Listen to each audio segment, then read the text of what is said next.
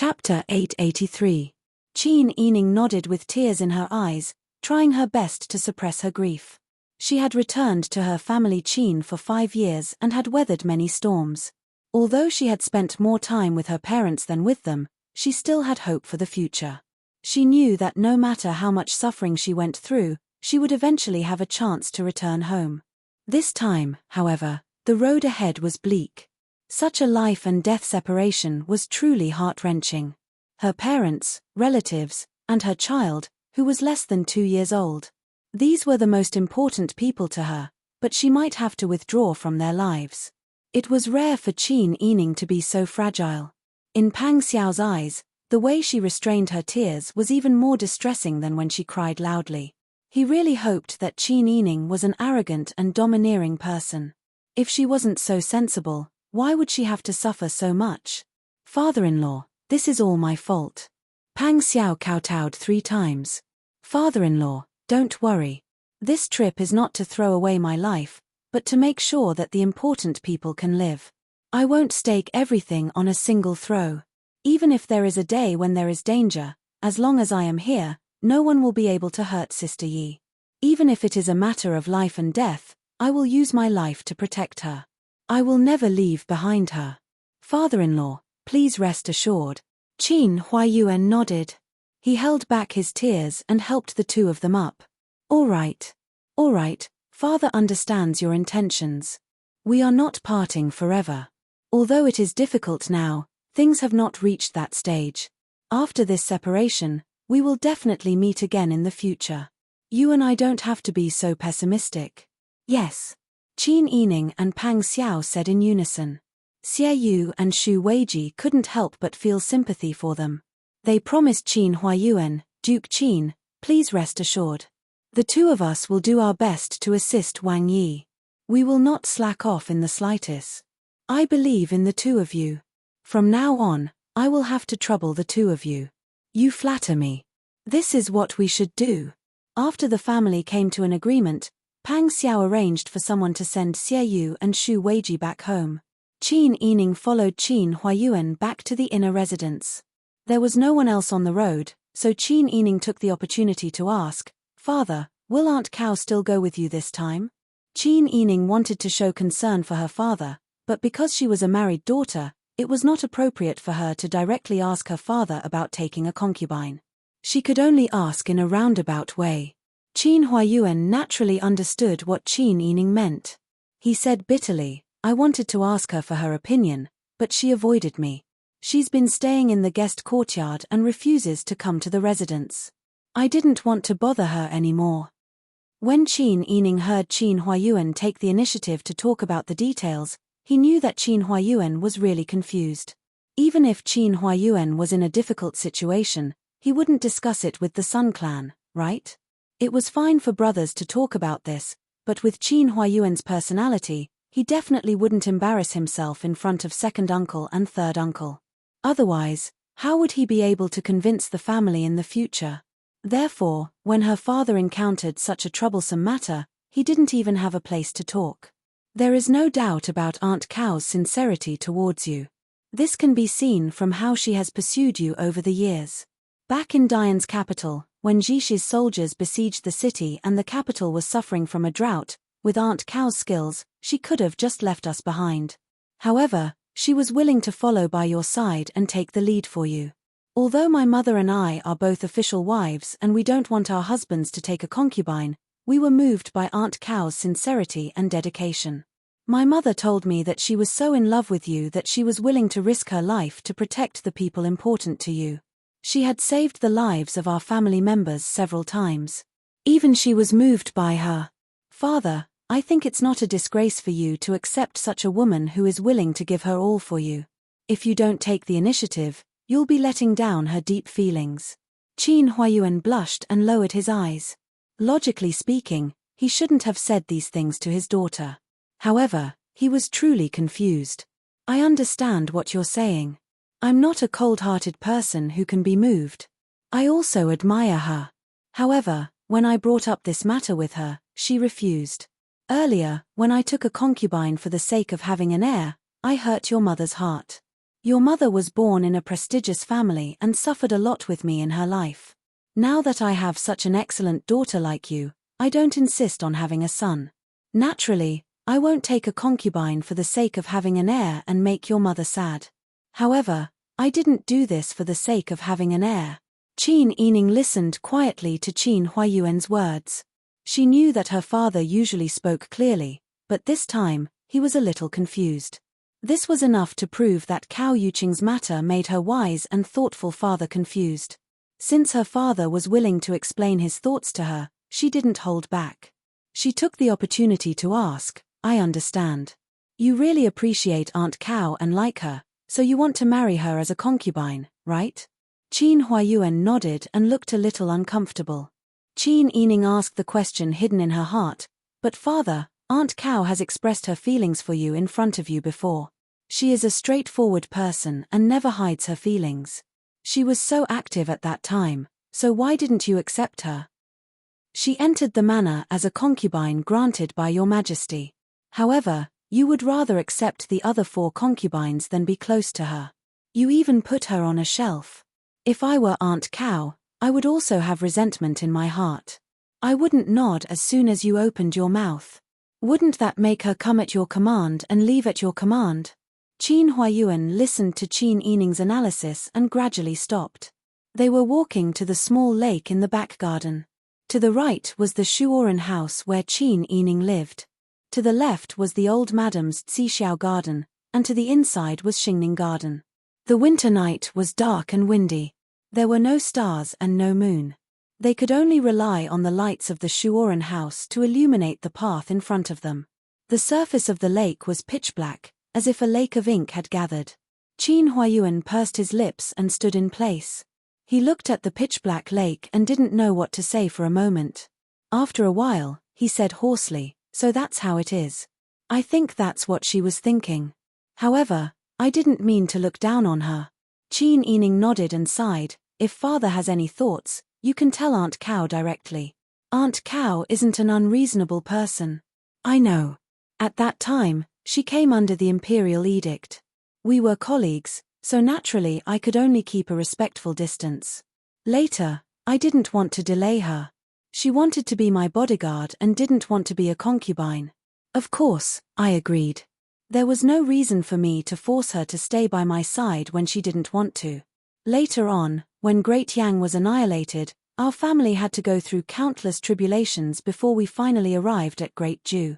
I knew our future was bleak, and we could become the sacrifice of the struggle between the 3 sects at any time. So, how could I drag her into the mire? She didn't want to be my concubine, she only wanted to be my bodyguard. She could leave at any time. She could have been free. Could it be that because of my own selfishness, she would be buried with me? It's only now that I'm about to live in seclusion in Shiyu and don't want to be involved in the mortal world anymore. My life is stable, so I wanted to mention this to her. However, she didn't want to. Forget it, forget it. This kind of thing can't be forced. I also have no reason to force her to be a concubine. Moreover, your mother has been with me for my entire life. I have indeed wronged her a lot. Qin Huayuan seemed to be talking to himself. It also seemed like he was venting his emotions. He couldn't find anyone to talk to about these personal matters. He could only talk to his daughter, who was like a close friend to him. Qin Huayuan turned around somewhat embarrassedly. Sister Yi, you, but before he could finish speaking, he saw an unexpected person behind Qin Yining. Qin Yining saw that his father's expression was strange and hurriedly turned around. He saw Cao Yuqing, who was wearing a sapphire blue cloak with a grey mouse fur collar. She was standing about 20 feet behind him. Her fair skin was like high-quality porcelain in the night. However, he couldn't see her expression clearly. He didn't know how long she had been with them and how much she had heard of their conversation. Cao Yuqing silently looked at Qin Huayuan. Qin Huayuan stood with his hands clasped behind his back. His hands slowly clenched behind his back. The two of them looked at each other in silence. Qin Yining had mixed feelings at this moment. She knew that she was facing a pair of lovers. However, when she thought of her mother, she felt that this was a kind of betrayal. From Cao Yuqing's point of view, She had been a secret agent since young and had been raised to be a killing machine. When she was young, her heart was tied to a man. She gave her heart to him, waited for him, and was even prepared to give up her life for him. Now, she finally saw the light of day. She didn't want to snatch the position of the official wife. All she wanted was the status of a concubine. What did she do wrong? From her father's point of view, there was nothing wrong with a man taking in a concubine. With her father's status and talent, it was only right for him to take in as many women as he liked. No one could blame him for it. However, from a mother's point of view, her husband, who loved her wholeheartedly, had also shared his affections with other women. She could only nod with a smile and promise that he could have other women at the same time, and that she would share her husband with other women. If she did not nod, then she would be unvirtuous, jealous, and guilty of the 7 sins. In order to maintain this family, to maintain the relationship between husband and wife, and to fulfill the other woman's wish, she could only pretend to be magnanimous against her heart and nod in agreement. Neither of them was wrong. They each had their own difficulties and grievances. However, Qin Yining's heart ached even more for her mother. Qin Yining knew that her way of thinking couldn't be accepted by the current ways of the world. However, she was full of regret. This world had never been fair to women. Qin Yining curtsied and quietly retreated, leaving the two of them alone. She didn't immediately return to Snow Pear Courtyard. Instead, she went directly to Xingning Garden. The Sun Clan was taking Mother Jin and the maidservants in the house to check their luggage. When they saw Qin Yining, the Sun Clan smiled and said, "Sister Yi, you're here. Have you finished discussing business with your father?" Chapter 884. That's right. I asked your father and prepared a lot of things that Xie doesn't have. Otherwise, we won't be able to find it. Sister Yi, what kind of place is Xie? Qin Yining saw that the Sun Clan was so nervous and couldn't help but feel distressed. That place was discovered by people who lived in seclusion in the early years to avoid disaster. The oasis can be said to be boundless, and survival and reproduction are not a problem. It's just that the climate there is different from here. Mother, you have to prepare more medicinal herbs. When the time comes, the family will definitely not be able to acclimatize. Yes, your father told me. I've prepared all these. The Sun Clan took out a small booklet and showed it to Qin Yining. I don't know what to prepare. This is your father's list. It saves me the trouble of thinking. Qin Yining carefully looked at the contents listed in the booklet. She couldn't help but sigh in admiration of Qin Huayuan's meticulousness and foresight. She returned the booklet to the Sun Clan. With father's arrangements, everything will naturally be foolproof. That's right. Your father is good about this. He never needs me to worry about anything. He always thinks of everything first. The Sun Clan stroked Qin Yining's messy hair and smiled. How long will it take for you and Wang Yi to do something outside? How long will it take to return? 1 month. 2 months. Qin Yining looked at her mother's gentle face and felt a wave of sadness in her heart. How could she tell the Sun Clan that they might not be able to return this time? She couldn't show any strange emotions, lest her mother worry. I'm not sure, but don't worry, mother. After the matter is settled, it's easy for me and Wang Yi to go to Xie or for you to come back.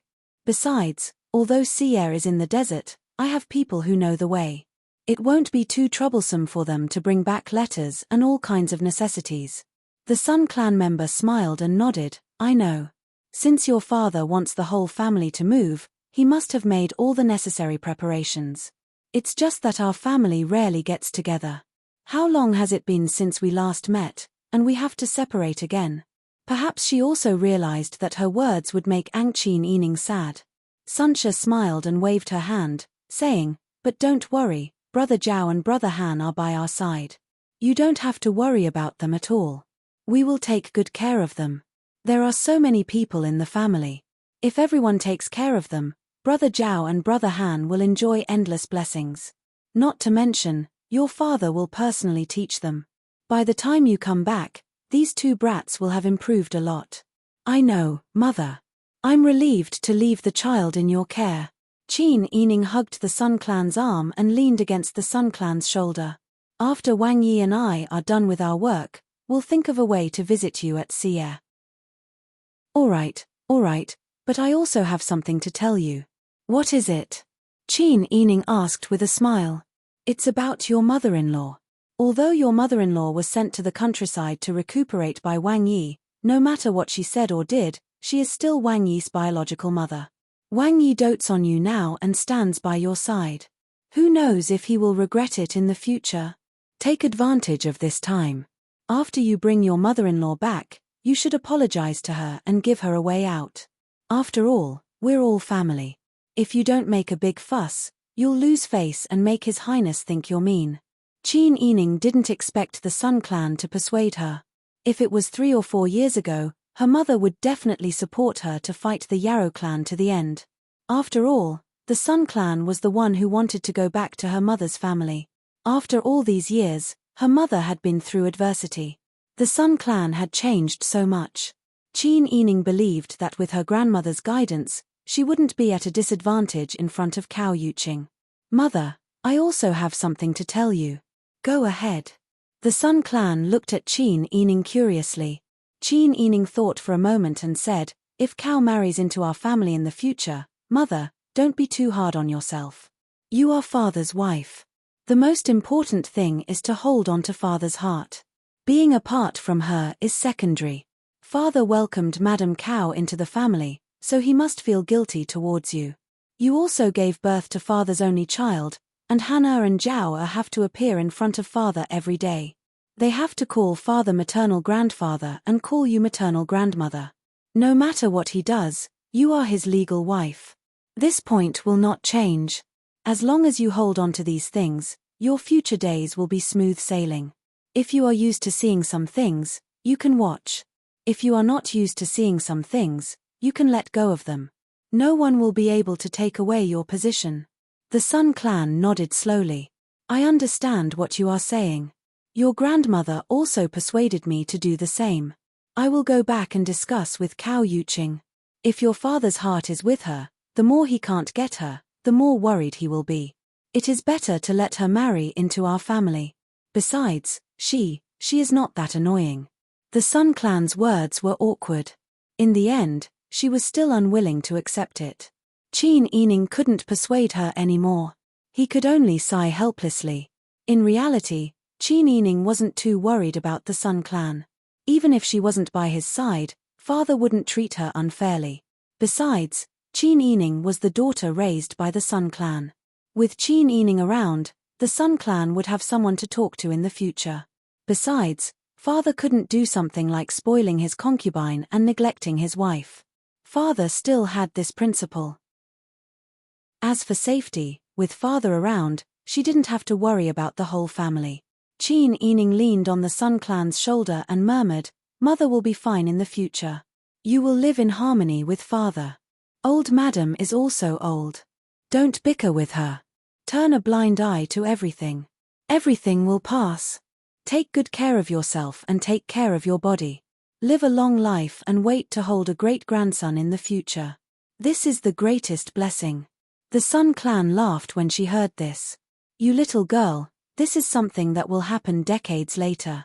Why are you reminding me now? You sound like a little old lady. Qin Yining also laughed and pretended to be angry. I'm just reminding you for nothing.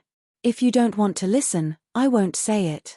It was rare for their daughter to act coquettishly. The Sun Clan found it interesting and novel.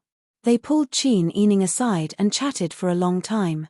Qin Yining discovered that the Sun Clan was no longer so opposed to Father taking in a concubine under grandmother's guidance. He quietly relaxed. If he didn't take it to heart, he might be less angry in the future. This world had always been strict with women. There was no other way to survive. Could he persuade Father and Mother to divorce just because he was angry? Qin Yining felt helpless and sighed.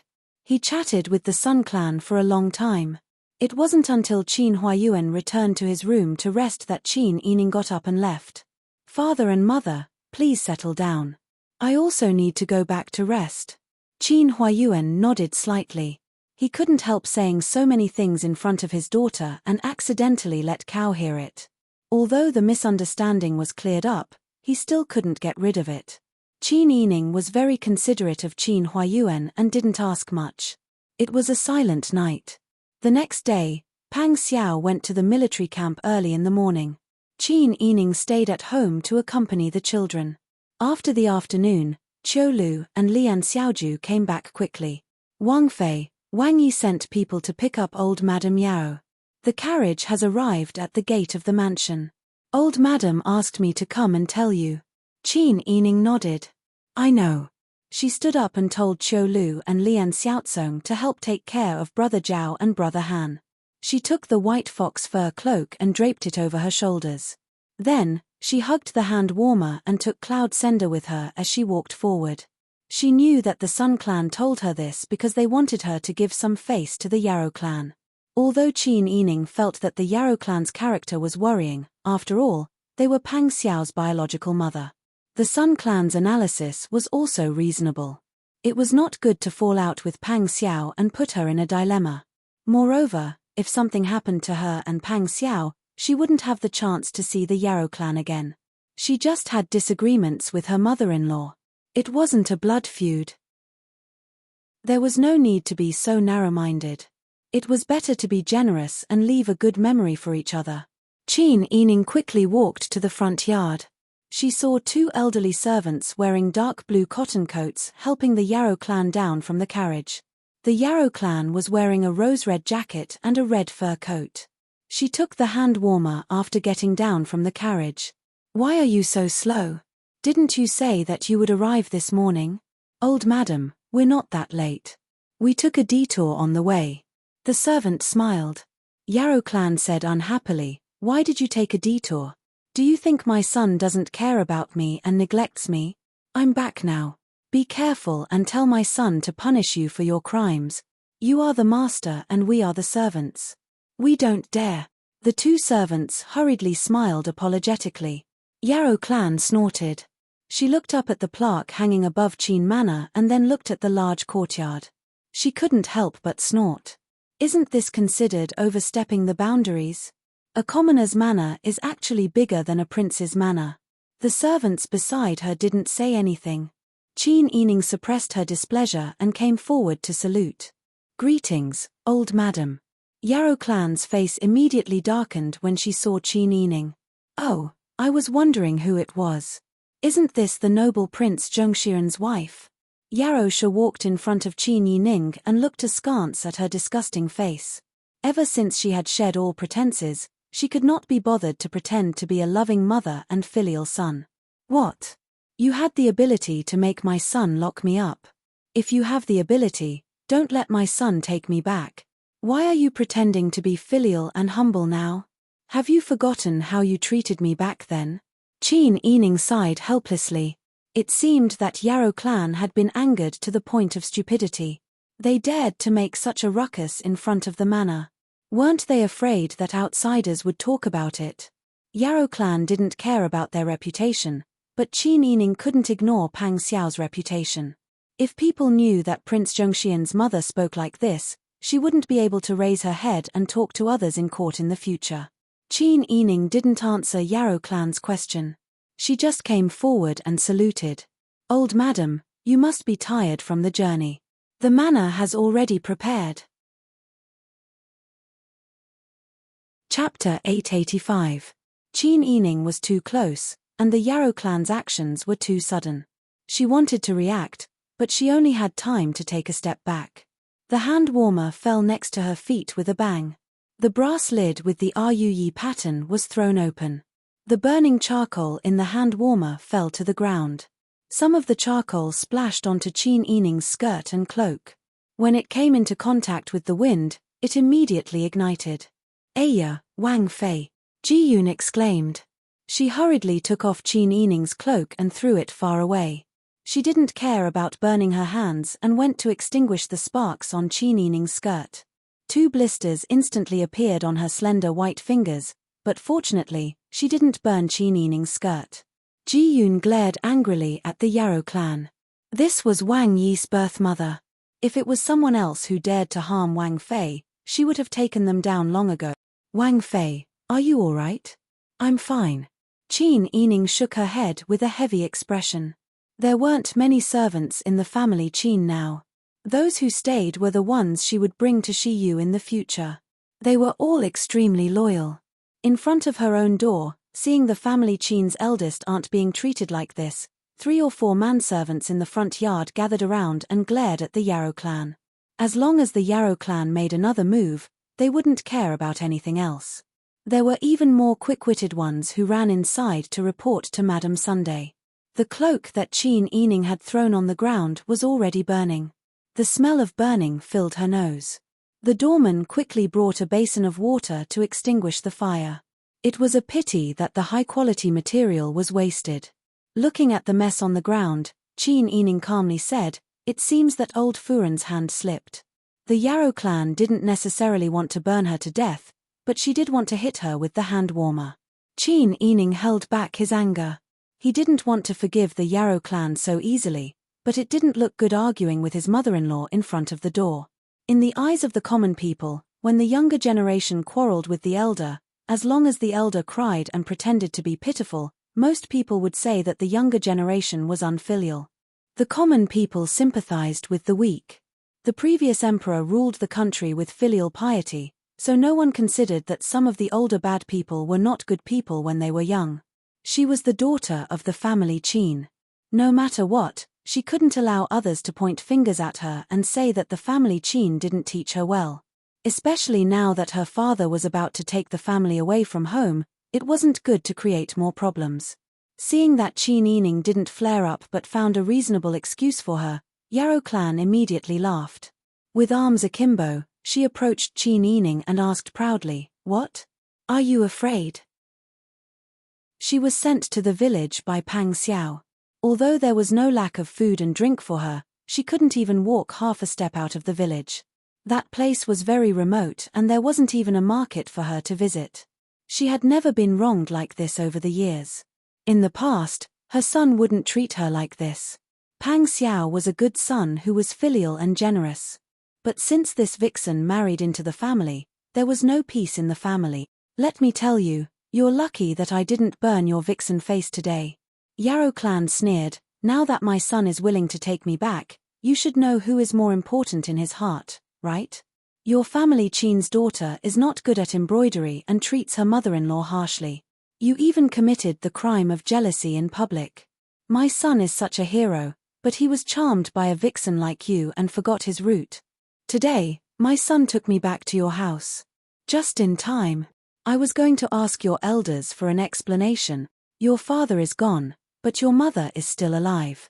Let's have a good talk about how she, as a mother, raised her daughter. Let your mother come out. Old madam, we're in front of the gate. It's not good for Wang Yi's reputation to make a fuss.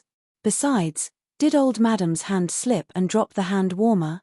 If this matter spreads, people will only listen but not speak. If things go wrong, they might spread a rumor that you wanted to burn me to death. Bullshit. You still want to threaten me? Speaking of which, you were the one who stood in the wind and splashed the charcoal. I wasn't the one who lit the fire for you with firewood. A vixen like you doesn't need this old lady to dirty her hands." While they were making a ruckus, there were already many people standing in front of the gate. Qin Yining saw that this was outrageous and ordered in a deep voice, "Enter the residence and close the door." He then turned around and entered the gate. The 2 servants outside the gate also felt that something was wrong and immediately supported the Yarrow clan on either side and forcefully brought them in. The gatekeeper immediately took the charcoal, the hand warmer, and the wet cloak in front of the gate and closed the gate. At this time, an angry roar suddenly came from the inner residence. "Who dares to touch my daughter? Let her try." Immediately after, the Sun clan brought Mother Jin and Cao Yuqing out. Seeing the Yarrow clan dressed in bright clothes, the Sun clan quickly stepped forward and blocked Qin Yining behind them. He angrily said, "What is the meaning of this, madam? Are you blocking my Qin Manor's gate and making things difficult for my daughter? Sister Yi said something wrong and did something wrong. As her mother-in-law and elder, you can teach her or reprimand her. How can you randomly hit her? Look, her dress was burned to this extent. What if she accidentally burned someone? What would you say? Who hit her? She bumped into me herself. The Yarrow clan would never admit it and sneered, "Is your family's lack of rules something that has been passed down in your family? Seeing Madam like this, I'm not surprised at your daughter's actions. You." The Sun clan was so angry that they almost wanted to scratch someone. "First Madam, please calm down." Cao Yuqing was afraid that it would be difficult to do Qin Yining if the in-laws quarreled, so she quickly supported the Sun clan. When the Yarrow clan saw that the Sun clan didn't speak, they thought of the suffering they had suffered recently. Before they could think it through, they couldn't help but blurt out their thoughts. What kind of family is this? No wonder they raised such a shrew. It turns out that a crooked stick will have a crooked shadow. How dare you? The Sun clan was furious and pointed at the Yarrow clan with trembling fingers. Cao Yuqing was afraid that the Sun clan would suffer losses, so she coldly reprimanded, "If Madam is dissatisfied with her daughter-in-law, no matter how much she teaches her daughter-in-law, it's not wrong. But as servants, even if we have a leisurely life, we have never seen a mother-in-law who blocked the door of her mother-in-law's house and made a scene." She even scolded the other party's parents. "If a crooked stick will have a crooked shadow, then you intended to burn my family's Miss Sai and even wanted to kill her by arson. Do you think you're a crooked shadow?" The Yarrow clan didn't have the strength to fight back and screamed, "You, who are you? It's your turn to speak." Cao Yuqing said, "It doesn't matter who I am. What matters is that you're right." "That's right. You're also a mother. Even if you gave birth to a son, other people's daughters didn't jump out of the crack of a rock. They were also raised by their parents. You're so mean. Aren't you afraid of retribution?" The Sun clan's voice trembled with anger. The Yarrow clan put her hands on her hips. "The Qin clan is jealous. They openly said that they don't allow my son to take a concubine. That's a crime. It's already my mercy that I didn't divorce such a prodigal and jealous woman on the spot. Besides, she was kidnapped by the Tartars.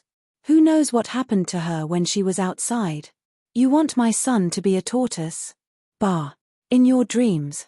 My son is an honest man. Don't bully my family because there's no one with a clear mind. You're the one who's unchaste. You slandered my daughter. I'll kill you." The Sun clan's eyes were red with anger. They bared their fangs and brandished their claws, wanting to scratch the Yarrow clan's face. How could the Qin Yining let her mother and mother-in-law really fight? If they really fought, the nature of the matter would change. "Mother, please calm down." "Calm down? Calm down?" The Sun clan's mother was stopped by her daughter and couldn't get rid of the Qin Yining's hand. She was so angry that tears fell down. "You wicked girl. You're usually like a bully, but when you're at your husband's house, you're bullied by that old woman.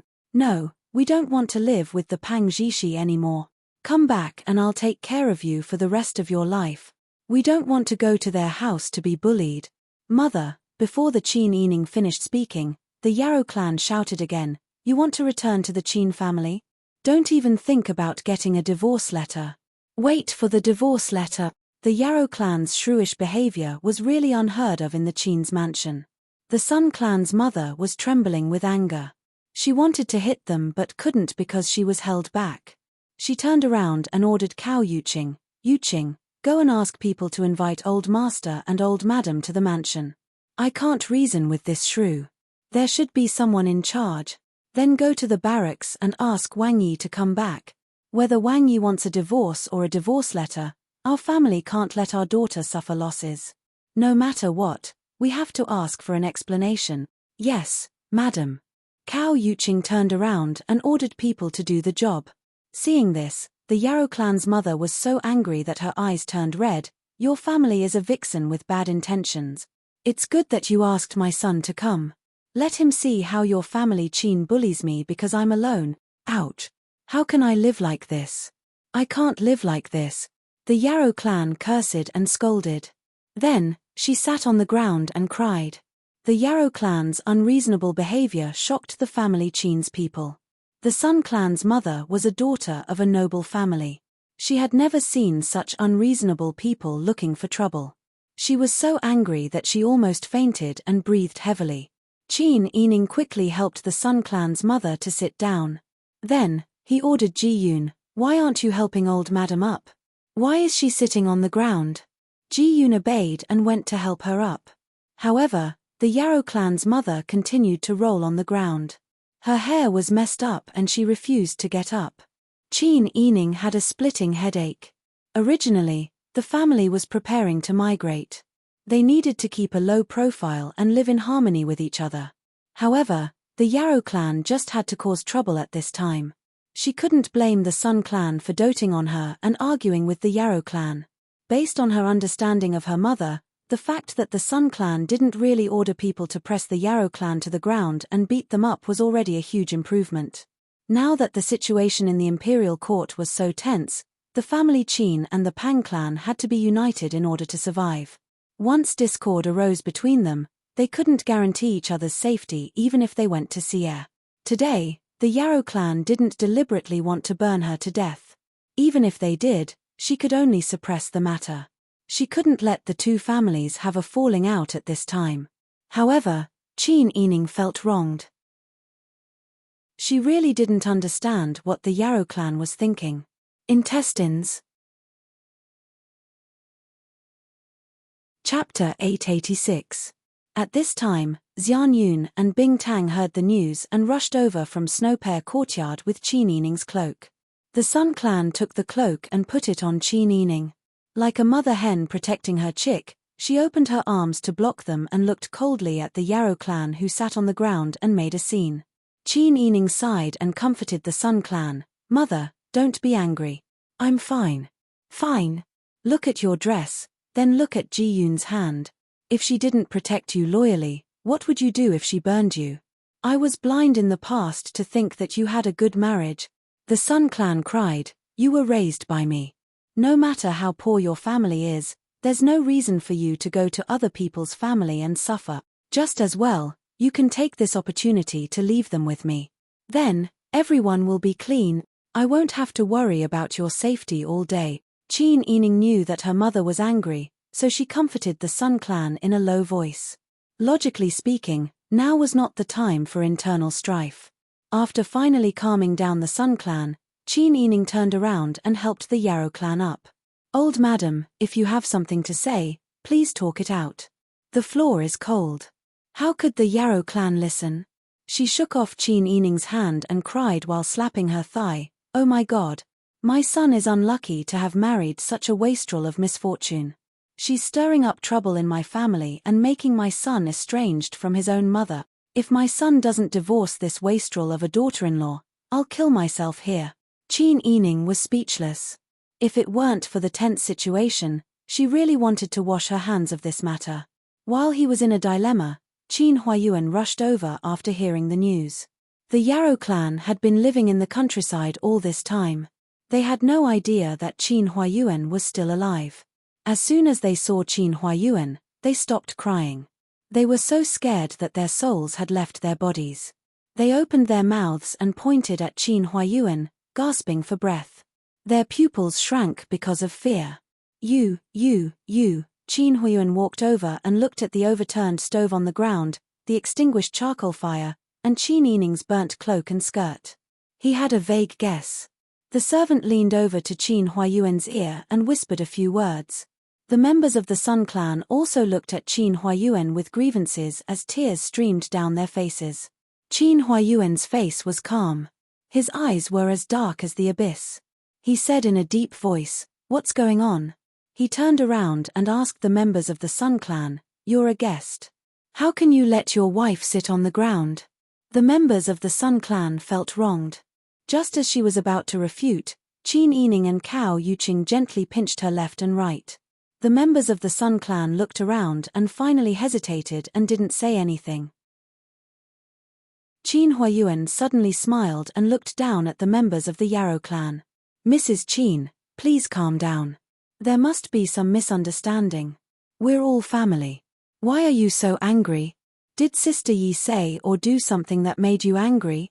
As her father, I'll definitely teach her well." The members of the Yarrow clan's eyes widened. Are you a human or a ghost? You must be joking." "Of course I'm a human." The Yarrow clan covered her chest and her eyes were about to pop out of their sockets. "Chin Ening didn't die. Didn't he die?" Didn't they hold a funeral? Family Qin is so strange. The Yarrow clan lowered her head and looked at the shadow on the ground again. In the afternoon, even though the winter sun seemed to be covered with a layer of white fog, the shadow of Qin Huayuan was very clear. This was not a ghost. The Yarrow clan finally relaxed after realizing this. She jumped up and stared at Qin Huayuan with arms akimbo. It's said that Mr. Qin is a very wise man. Your family Qin is not a small one. Why don't you teach your daughter well? Even the daughters of ordinary families know to be filial to their mother-in-law. What's more, she committed 7 crimes. I just said a few words and she falsely accused me of setting fire to her. My Pang family can't have such a daughter-in-law. Qin Huayuan's eyes darkened and he smiled slightly. Mrs. Qin, you flatter me. I'm not a wise man. Naturally, I'm not as knowledgeable as Mrs. Qin. I often tell Sister Yi's mother that it's rare to have a daughter like Mrs. Qin who comes from a big family. Our Qin's family is low in status. I've only been the Prime Minister for a few years. My wife is only an ordinary daughter from Ding General Manor. Naturally, she's not as good as Mrs. Qin in teaching her daughter. However, if you say that she committed 7 crimes, as her father, I'm afraid. She has lived with Wang Yi for so many years. They've been through thick and thin together. She's been diligent and respectful to her elders. She also gave birth to 2 sons for Wang Yi. I've never heard her say anything bad about her in-laws. Mrs. Qin, please tell me which of the 7 crimes she committed. In terms of family background, the Yarrow clan was just a woman from an ordinary rural family. The Sun clan was the daughter of a Duke General Manor. Who didn't know how to teach their children? In terms of family background, the Pang family was an official family. The Pang family had been destroyed long ago. The Yarrow clan was just a restaurant in the marketplace. They were rich because of their son. How dare they pretend to be a noble lady when they just cleaned the mud on their trousers? In terms of the 7 crimes, the Yarrow clan treated them so harshly. Qin Yining didn't say anything. They were humble and patient enough. What else did they want? The people present were not fools. At this time, they all looked at the Yarrow clan with disdain. The Sun clan felt refreshed. She just realized that usually when she quarreled with Qin Huayuan didn't really quarrel with her. Otherwise, she wouldn't be able to argue with him. Qin Huayuan spoke neither too fast nor too slow. The Yarrow clan couldn't keep up with his words. After blinking for a long time, the Yarrow clan member said angrily, "Your daughter is a traitor. She's jealous of our family. Since she married into our family hasn't had any peace. You still have the cheek to say that she's a good person? If she's so good, you can take her back and marry her to whoever you want. My family doesn't dare to take her." As soon as she finished speaking, an angry rebuke came from behind. "Yu Ping, what are you talking about?" Yarrow Chungu and Madame Ma walked in quickly. Behind them, there were 2 servant women. They were carrying a few big bags. Obviously, they had already prepared the luggage. These were all prepared for the journey. Madame Ma strode in. Unable to restrain her anger, she raised her hand and slapped Yarrow Chungu. "Evil creature, how dare you spout nonsense? Kneel down." The Yarrow clan member didn't expect that their mother would raise her hand and slap them indiscriminately. She immediately burst into tears and looked at Yarrow Chungu for help. Yarrow Chungu didn't side with her like before. He frowned and didn't say anything. Madame Ma hurriedly said, "In-law, please don't listen to her nonsense. It's my fault for not teaching my daughter well. I've taught her to be a thing that doesn't know etiquette. Lassie is very good. She has a good temper and good character. She also has a deep relationship with our Dai Fu. Please don't listen to her." Qin Huayuan smiled and bowed to Madame Ma. "Old madam, you praise me so much. I'm really ashamed. It must be because we didn't teach her well. That's why such a misunderstanding happened." "Don't say that," Madame Ma said solemnly. "In-law, you're the Prime Minister of Dian and a famous official of 2 dynasties. In-law, you're from a prestigious family. Duke Dinggua's mansion is full of loyal people. In-law, you're also warm-hearted, straightforward, and righteous. Sister Yi is a good child. Don't belittle yourself. It's my Daifu's good fortune to be able to marry such a virtuous wife like Sister Yi. Qin Huayuan waved his hand in shame and sighed, in the end, I'm incompetent. In the early years, I offended a lot of people because of my different positions. That's why Sister Yi was left wandering outside. It wasn't easy to find her, but she got married after a few years of happiness. Sister Yi's teaching was indeed our negligence. However, I don't believe that Sister Yi committed the 7 crimes of lust and jealousy. Madam-in-law, you seem to be suspecting the bloodline of Brother Zhao and Brother Han? When Madame Ma heard this, she remembered that the Yarrow clan and Yarrow Chungu had drugged her with safflower when she was pregnant with Qin Yining. Then, she thought about the 2 cute and clever children she had now.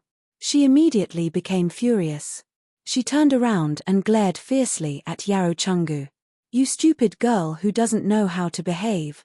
Madame Ma fiercely slapped the Yarrow clan's shoulders twice. The Yarrow clan covered their shoulders and hid behind Yarrow Chungu. Qin Yining saw that Madame Ma was so angry. She didn't know how much Madame Ma had worried about her because she didn't get along with the Yarrow clan. He was afraid that such a good old lady would be angered, so he hurriedly came forward and helped Madame Ma to the side. Grandmother, please calm down. Mother-in-law was just angry and said those things without thinking. Please don't take it seriously. Today's matter, bah. Who said that it was a misunderstanding? What I said was the truth. Don't flatter yourself. Yarrow clan's rebuttal blurted out. You. Madame Ma was so angry that she wanted to rush forward. But this time, Yarrow Chungu was 1 step ahead of her. He angrily scolded, shut up. Do you still want to talk nonsense at this time? Yarrow Chungu doted on his daughter very much and rarely got angry. When he opened his mouth, outsiders didn't feel anything, but Madame Ma and the Yarrow clan were stunned. Yarrow clan stared at his father in disbelief and said with grievance, Father, didn't you say, I told you to shut up? Yarrow Chungu glared at him. In the end, Yarrow clan was intimidated by their father and didn't dare to speak again. Yarrow Chungu turned around and solemnly bowed to Qin Huayuan and said, In-law, don't be angry. It's this old man's fault for not teaching his daughter well and breaking the rules. No matter what the cause of today's matter is, it's Sister Yi's fault for causing such a scene. Yarrow clan saw that their own father wasn't willing to help them, so they felt wronged and sobbed. Madame Ma looked at Yarrow Chungu suspiciously. Today, Yarrow Chungu's behavior was too different from usual. She couldn't help but wonder if there was something she didn't know. But in any case, Yarrow Chungu and Madame Ma's attitude made the Sun Clan and Qin Huayuan feel a little better. Yarrow Chungu and Madame Ma were 1 generation older than Qin Huayuan. Naturally, Qin Huayuan couldn't let them bow to him. He hurriedly moved away and bowed back. Old Master Yarrow, you don't have to be so polite. Yarrow Chungu saw that Qin Huayuan only said such a simple sentence, and his heart felt uneasy. Family Qin was obviously still angry. Chapter 887. Yarrow Chungu couldn't help but curse the Yarrow clan in his heart for being so troublesome. They didn't care about the situation at all. Wasn't this causing trouble for their own family? Not to mention anything else, they had offended the family Qin. That Qin guy didn't flare up in front of them, but he had been in the government for so many years. Did he have the temperament to suffer losses? What if the family Qin people found an excuse to leave the 3 of them to fend for themselves in the desert? There was no food or water in the desert. How could the 3 of them have a chance to survive? When the time came, the family Qin could just say to Pang Xiao that it was an accident and cover up the matter. Their deaths would be in vain. When Yarrow Chungu thought of this, he could accept any loss at the moment. Moreover, he knew his daughter's stubborn temperament best. The family Qin's daughter was astute. She wouldn't cause trouble for no reason. It was most likely his daughter who found the excuse first. After scolding people for so long, they probably wouldn't suffer any losses. Yarrow Chungu smiled and cupped his hands. Don't be angry. This is your magnanimity. I know my own daughter. Her temper is a bit impatient. Once her temper flares up, she doesn't choose her words carefully. In fact, she's not a bad person.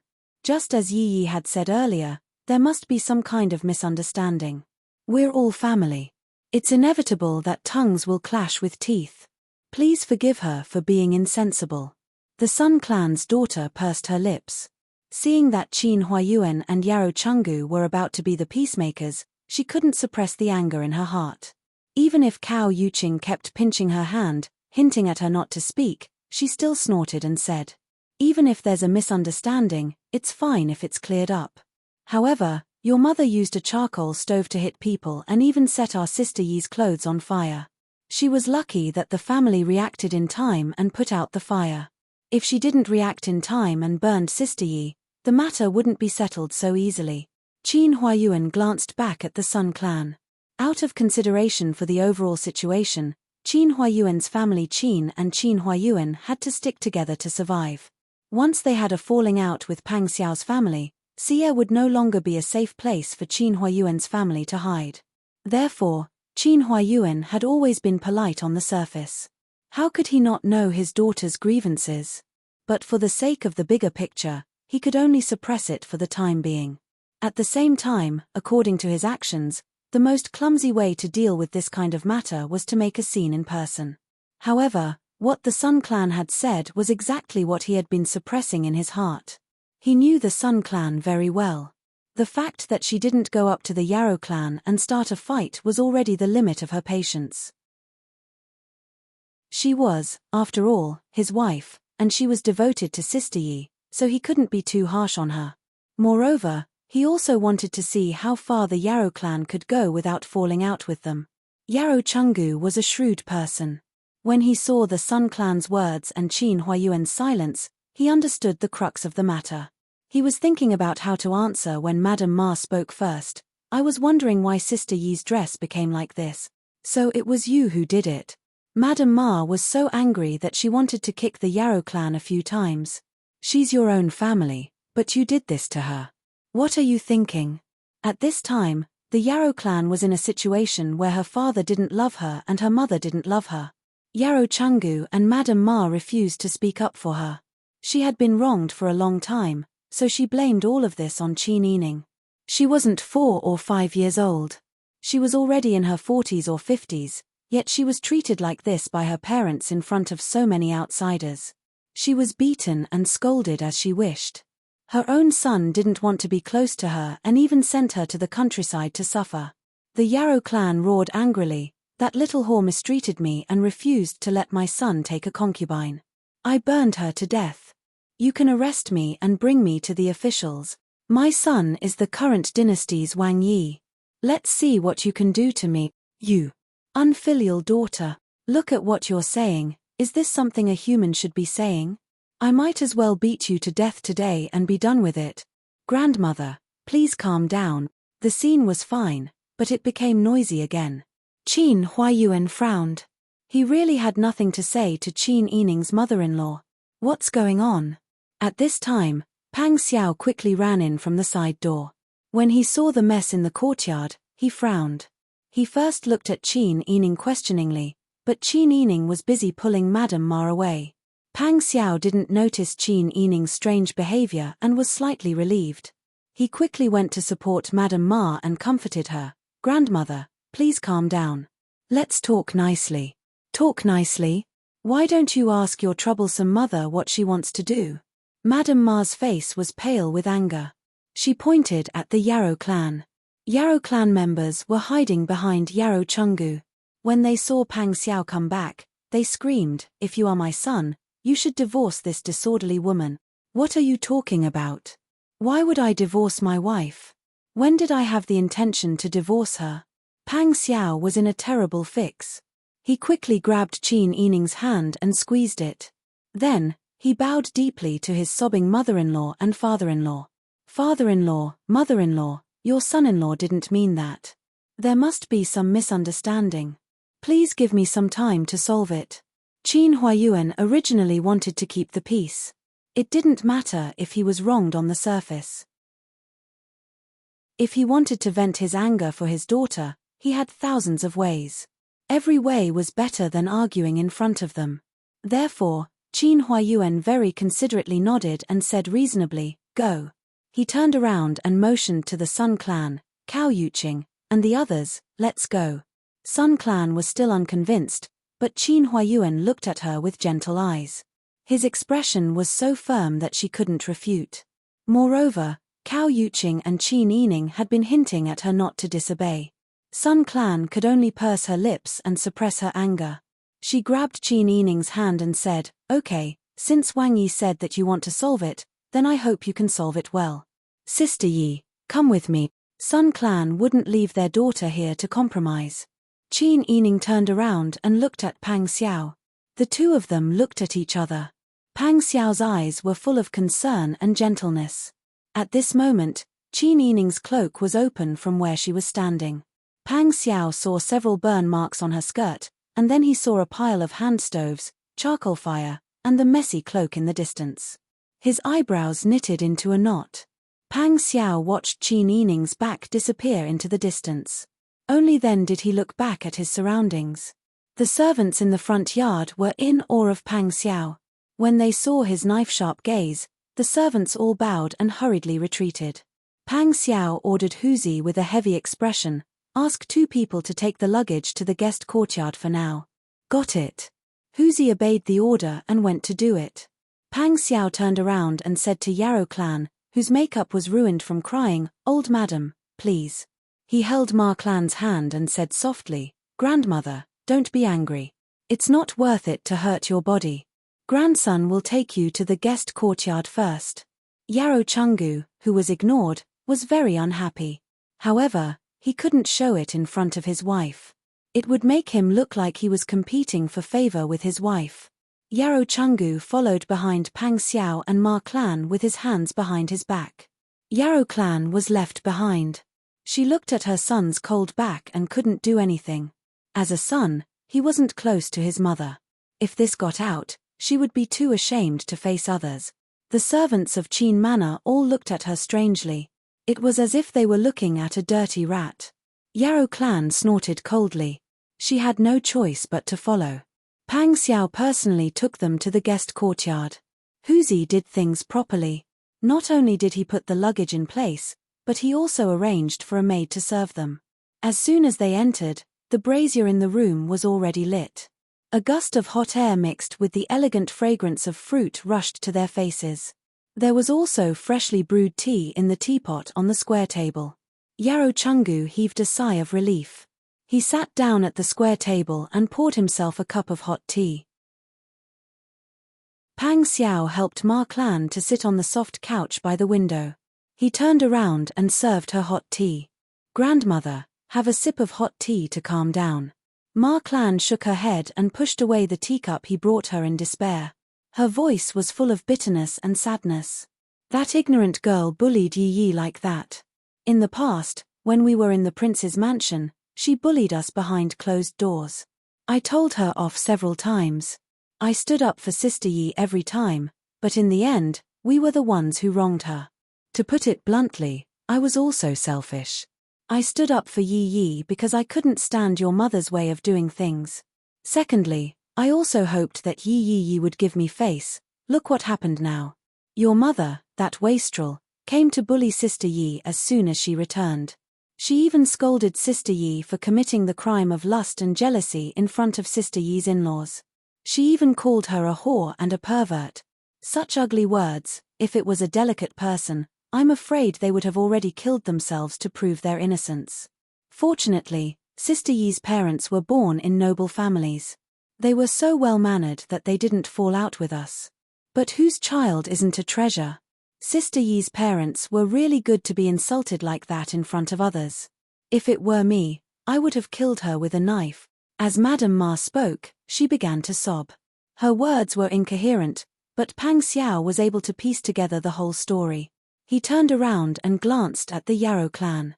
Yarrow Sha immediately went forward to hold Pang Xiao's hand. Son, your maternal grandmother is old and muddle-headed. She is very easily swayed and can't control people.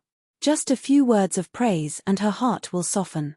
You didn't see the face of your wastrel daughter-in-law today. I'm her mother-in-law. Can't I reprimand her a little? Pang Xiao withdrew his hand and took 2 steps back under the astonished gaze of the Yarrow clan. "Old madam, you must be tired from the journey. Rest early." He then said to Ma Clan, "Grandmother, don't be angry. I will handle this matter well. As for who is right and who is wrong, the people I left behind will naturally see everything. I will go and ask them. If we are in the wrong, I will definitely ask for father-in-law and mother-in-law's forgiveness.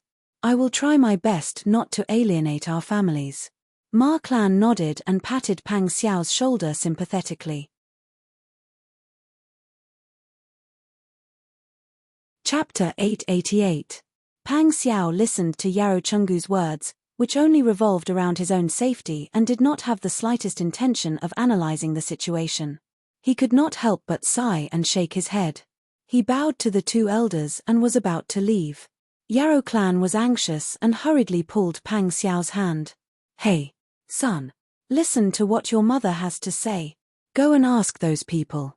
It's hard to guarantee that they won't be biased and wholeheartedly speak for the family Qin girl. If you want to know what happened, I'll tell you." "No need." Pang Xiao shook his head and turned to leave. Yarrow Clan chased after him. He held the door frame and watched Pang Xiao walk away. He was immediately furious. He forgot his mother after getting a wife. He turned around and said to Yarrow Chungu, "In this world, there are only ruthless sons and no ruthless mothers. You see how Dai Fu treats me, but I can't get angry at him." Madame Ma lay down on the soft couch. She was so angry that her heart was in pain. She was too lazy to listen to Yarrow Clan's words. Originally, she thought that Yarrow Chungu would return to his original self after getting married. He would criticize the family Qin and teach the Yarrow Clan how to act one way in front of others and another behind their backs. Now, facing the father and son, she felt a sense of powerlessness that came from her bones. No matter how she taught her daughter, Yarrow Yiping would be able to learn something else from her father. How could she pull a heavy cart by herself? Who knew that this time, Yarrow Chungu's reaction was beyond Madame Ma's expectations. "Go to the side room and kneel down." Yarrow Chungu stood up and angrily slammed the table. "Without my permission, you are not allowed to come out. You are not allowed to eat." When Madame Ma heard this, her heart was relieved. She turned over and sat up. She looked at the father and son in surprise. She did not understand why Yarrow Chungu's temper suddenly changed. Yarrow Clan turned pale with fright. He pulled Yarrow Chungu's arm and shook it. "Father, what are you doing? There are no outsiders here, you. Go now."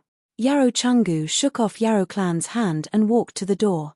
He lifted the sapphire blue curtain and called two unfamiliar servants in the courtyard. "You two, come here." The two servants suspiciously walked to the front and saluted. "Old Master Yarrow." "Well, you don't need to do anything else. Go see Madame Yarrow. Don't let her to kneel down as punishment. Without my permission, she is not allowed to get up, and she is not allowed to eat or drink." The two female servants were loyal servants of the Qin family. They had heard a bit of what had happened earlier and were secretly looking down on Yarrow Shi. Who would have thought that such a good thing would fall on their heads? Just as they were looking down on the shrew had delivered herself to their door. The two servants quickly salute and Yarrow's. Yarrow Chungu let them into the house and waved his hand. "Take her away." "Yes." The two female servants held Yarrow Shi's arms on either side. Yarrow Clan screamed in disbelief. Father, how can you do this to your daughter? Didn't you do it for the outsiders? Now there are no outsiders. Why do you punish me?" "Father." Yarrow Chungu's face darkened. It seemed that this daughter was really spoiled. She didn't use her brain and didn't choose her words carefully. She had been living in a dog's stomach all these years. How could she say such things in front of the family servants? "Take her away." The servants curled their lips and took Yarrow Clan out. They couldn't help but feel pity for fourth aunt. She was such a beautiful woman. She married a good husband. Why did she have such a troublesome mother-in-law? It was true that men were afraid of entering the wrong line of work and women were afraid of marrying the wrong man. What kind of family the husband's family was really important. Yarrow Clan was pressed into a side room. The servants were smart. They chose a thick and soft cushion to cushion Yarrow Clan's knees. They also brought a brazier to keep her warm. Although Yarrow Chungu said that she was not allowed to eat or drink, she could still drink hot water. For this kind of spoiled noblewoman, only drinking water and not eating was enough torture. If they went overboard, it was inevitable that people would say that the family was too vicious. Yarrow Clan was pressed to kneel on the cushion. She struggled twice and tried to get up. Yarrow Chungu's voice came from outside the door. "Kneel. If you don't listen to me, don't call me father anymore." Yarrow Clan's movements immediately stopped. She felt wronged and started to sob. Yarrow Chungu saw from the gap of the curtain that Yarrow Clan didn't get up again. Only then did he go back to the room with satisfaction. Marsha had already calmed down. Seeing Yarrow Chungu enter the door, she sneered. "In the early years, when I was disciplining my daughter, you just wouldn't let me. After I finished disciplining her in front of you, you said something behind my back. You made a good daughter into such a person. Don't you think it's a bit late to be disciplining her now?" Yarrow Chungu was afraid of Marsha since he was young. Even now, when he talked back to Marsha, he didn't dare to look her in the eyes. He only muttered, "Disciplining your daughter is your woman's business. Your daughter's bad behavior is also your problem." "Yes. I don't know how to teach her. I'm not a good mother, but you're not a good father either. Look at how you've spoiled your daughter. Didn't you spoil her?" Marsha sneered. "You two can do whatever you want. Don't be too filthy. Be careful of God's punishment." Yarrow Chungu looked at his old wife's pale face. His lips moved, but he didn't say anything. At the same time, Pang Xiao had already arrived at the front hall. He called Jinghu Wei, who stayed in the house, to inquire about the situation. Jinghu Wei had always been the most loyal. He was also objective and cautious. He wouldn't deliberately mislead people. When Pang Xiao asked, they supplemented each other's answers. At that time, Wang Fei went to salute old Madame Yarrow. But old Madame Yarrow came back from the field and was angry. When she met Wang Fei, she said a few words. They quarreled for a while. Old Madame Yarrow hit Wang Fei with a hand stove. Wang Fei reacted quickly and stepped back to avoid it. But the charcoal in the hand stove fell out and set Wang Fei's dress on fire.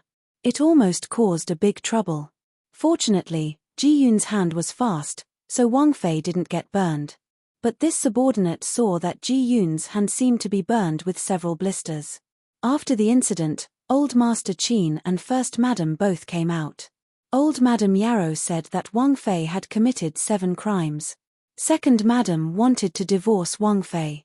Family Qin has always been a peacemaker. Wang Fei also said that it was a misunderstanding. Later, Old Master Yarrow came and apologized to Old Master Qin. The atmosphere had already eased, but Old Madame Yarrow made a fuss again. Old Madam was so angry that she wanted to hit her. "Wang Yi, you came back." Pang Xiao's face was calm.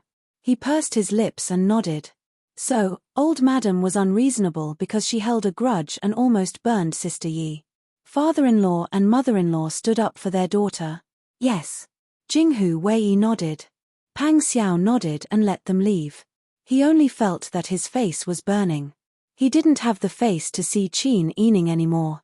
Jinghu Wei was his subordinate. Even if his reply was objective, he still left him some face. He didn't go into too much detail about the Yarrow clan. But how could Pang Xiao not know what his mother was like? Qin Yining was sensible and generous. He wouldn't look for trouble. So, the cause of today's incident was all because of the Yarrow clan.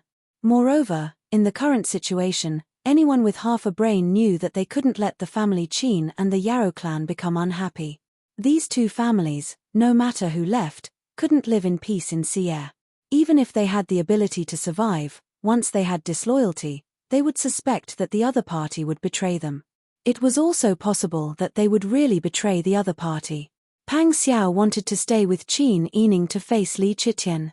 What he did was something that could cost him his life. If he made a wrong move, he would be consigned to eternal damnation. None of them wanted to have a fire in their own backyard at this critical juncture. So, whether it was Qin Yining or Qin Huayuan, they were smart people who understood the political situation. They would only suppress the matter and not stir up trouble. Even so, the matter was still blown out of proportion. It was enough to see how much his mother had gone overboard. Pang Xiao wanted to investigate, but he didn't want to hear from others how much the Yarrow clan had gone overboard. He would lose face. Pang Xiao sat down weakly. He put his elbow on the table and covered his forehead. He lowered his head and buried his face in his palms. After a long time, Pang Xiao gradually calmed down. He then got up and went to Snow Pear Courtyard. He felt very ashamed. He didn't have the face to see the family Qin. But even if he was ashamed, he had to say what he was thinking. He couldn't let people think that he was avoiding the problem. Today, Sister Yi had been humiliated in public. She must be very sad. If he shrunk his neck and ignored her, could he still be called a man? But Pang Xiao thought for a long time, but he couldn't think of a good way to solve the problem. It really made him mentally and physically exhausted. Wang Yi is back. When Pang Xiao entered Snow Pear Courtyard, Qiu Lu, who was walking towards the small kitchen, raised her voice to greet him. She bowed to Pang Xiao. Pang Xiao waved his hand. He stood in the courtyard and asked in a low voice, "Where is Wang Fei?" Wang Fei just came back. She's eating fruit with the two young masters." Pang Xiao nodded. He hesitated and then strode up the steps to enter the door. When he entered the room, the two children were like two happy little puppies. They bounced out of the trees. "Father, father, father, hug." Yes. Pang Xiao's heart was about to melt. He hugged one, then the other. He hugged the two soft children in each arm. His mood was much better. Qin Yining came out of the room with an exquisite white porcelain bowl. The bowl was filled with Bing Tang's specially made fruit and vegetables. "Come, whose turn is it now?" Zhao Jie turned his head and buried his face in Pang Xiao's arms. Han Jie exclaimed, "It's Big Brother." Qin Yining walked over with a smile.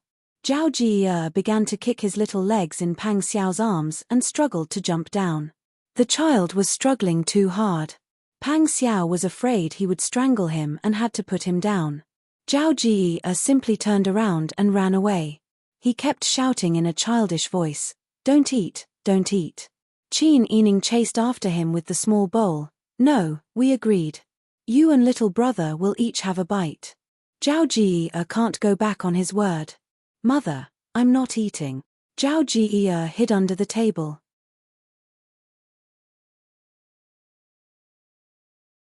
Chapter 889. Pang Xiao watched as Qin Yining mischievously chased after Brother Zhao and played hide-and-seek around the table. Her watery almond-shaped eyes flashed with a sly light. Then, she looked at Brother Zhao, who was so serious that he was about to cry. She liked him so much that her heart ached. Sister Yi was such a good person, but she was always wronged because of his incompetence. Qin Yining finally caught Brother Zhao. She hugged the child and rested for a long time before feeding him the last mouthful of vegetable and fruit puree. Brother Zhao opened his mouth and ate it. His little mouth was still pouting, and he looked unhappy. Pang Xiao had watched enough of the commotion and played with the two children for a while.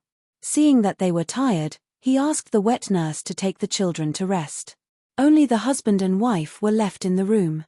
Pang Xiao pulled Qin Yining into his arms and kissed her cheek lovingly. "You've been wronged. It's nothing. It's just a misunderstanding." Qin Yining hugged Pang Xiao's waist and looked up at him. She tiptoed and pecked his chin. Her eyes curved as she said, "I know old madam's temper. She just has a bad mouth. Moreover, today was a complete accident. She didn't set me on fire on purpose. Ji Yun's hand has been checked by Bing Tang. She'll recover after 2 days of medicine." Pang Xiao looked down at Qin Yining silently. After a long time, he hugged her tiredly and rubbed his cheek against her neck like a coquettish big cat. Pang Xiao's voice was muffled. "Sister Yi, don't say that. I know you've been wronged. I've just asked about it. I'm too incompetent and didn't do a good job in these matters. That's why you've always been wronged. If it weren't for me, you wouldn't have been kidnapped by Sai Qin. You wouldn't have been slandered later. At the end of the day, you can't be blamed for these things. It's because of me that you ended up in this state. Qin Yining shook his head with a smile and patted Pang Xiao's arched back with his fair hand. Don't let your imagination run wild. Why did you have to do such a bad job? You've already done very well. There are countless people in the world who envy me for being able to marry you. But not many people know how dangerous it was to marry me, and even fewer people know how much you suffered after marrying me. Pang Xiao shook her head. You don't have to comfort me. I know it's my fault. Father-in-law and mother-in-law must be furious, right? Their anger is only temporary. We're a family after all. My parents won't be so calculative. Pang Xiao pursed his lips and did not speak. After a long time, he said, I don't even have the face to see my father-in-law. Don't think too much about it. Father-in-law and father-in-law are also fathers. Why would parents care about these things with their children? Moreover, father is not an unreasonable person. What does this matter have to do with you? How can it have nothing to do with me? Pang Xiao sighed deeply and pulled Qin Yining to sit down by the bed. He grabbed her hand and played with it in his rough and slender palm. Father-in-law agreed to marry you to me because he wanted me to treat you well. He wanted to give you a happy life. But what kind of life have you been living since you married me? Father-in-law doesn't need to say these things. I know it in my heart. I was too selfish at that time. I shouldn't have dragged you into this. Qin Yining felt sad when she heard Pang Xiao's words, but more than that, she was moved by Pang Xiao's consideration and understanding of her. Qin Yining pretended to be angry and said, What? Don't tell me you regret marrying me. Of course not. Pang Xiao smiled and scratched her nose. I haven't done many successful things in my life. The most successful thing is to have you as my wife. You are smarter than a counselor. Because of your advice, I don't know how many risks I avoided. Anyway, we got married. It's a win for me, but a loss for you. Well, did you eat honey just now? Qin Yining smiled and said, You don't have to say these things. Husband and wife are one. I can't help you fight a war, so I can only talk in vain. We're a family. There's nothing to gain or lose. I just hope that our family can be safe and sound. In the future, we can live together peacefully and happily. We don't have to live in fear anymore. That's enough. Pang Xiao nodded. She never asked for much. But he couldn't give her such simple happiness. Not to mention anything else, he could pacify the world, but he had no way of controlling Yarosha's wild imagination and her mouth that never knew the depth of her thoughts. The Yarrow clan, Qin Yining, and family Qin had a feud. Even if everything was over in the future, the Yarrow clan was likely to cause trouble every few days. Then, how could Qin Yining live a simple and peaceful life? Just like today's incident.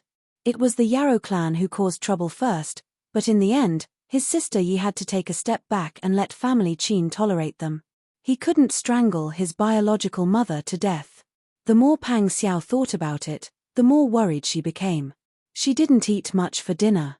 After washing up, Qin Yining went to see the two children. After coaxing them to sleep, she went back to her room to change her clothes and got into bed.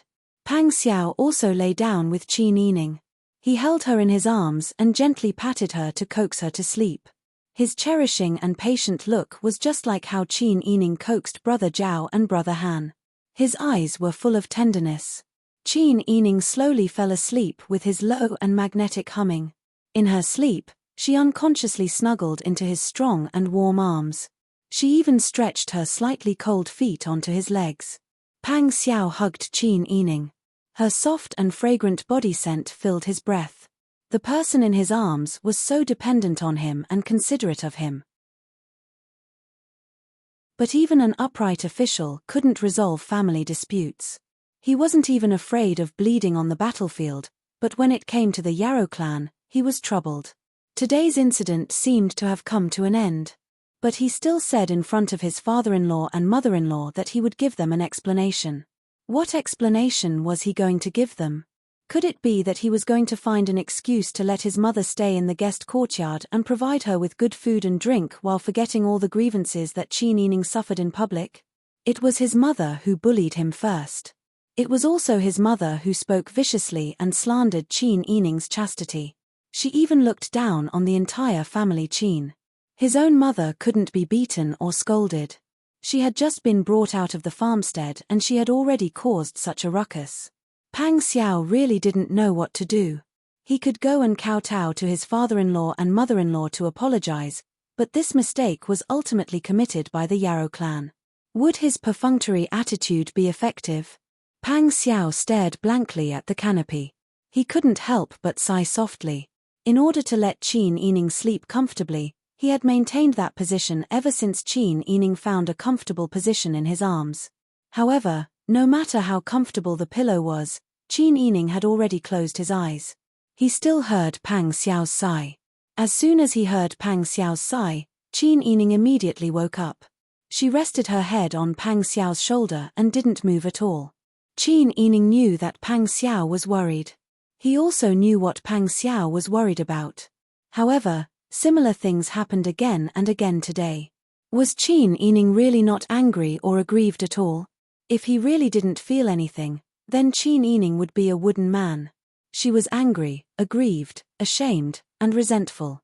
She also had many ways to take revenge on the Yarrow clan. However, because she still had her reason, she could only endure these things.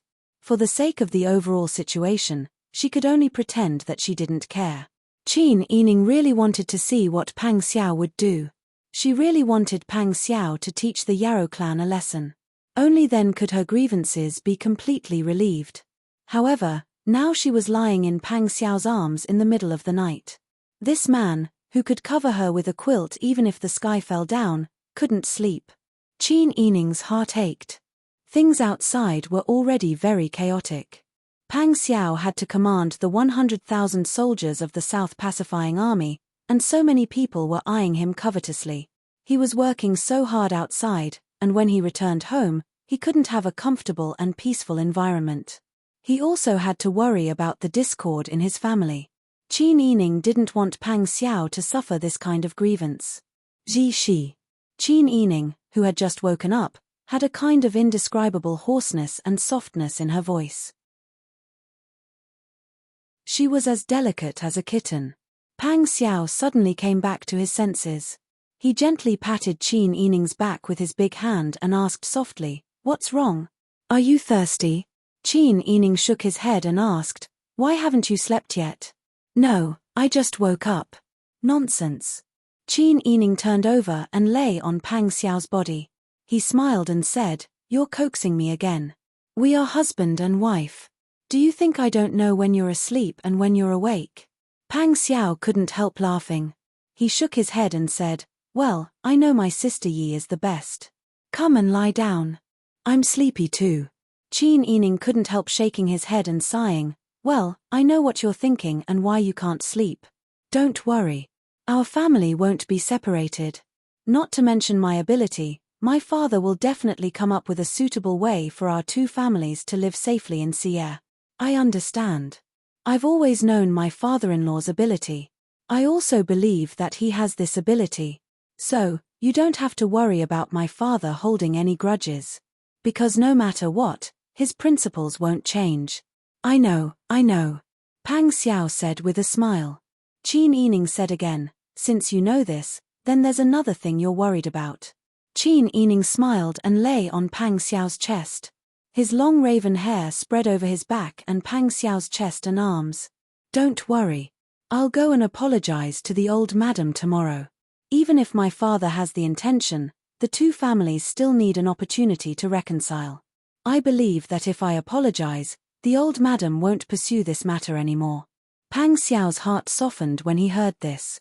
It was as if his whole body had fallen onto a soft and warm cotton wool.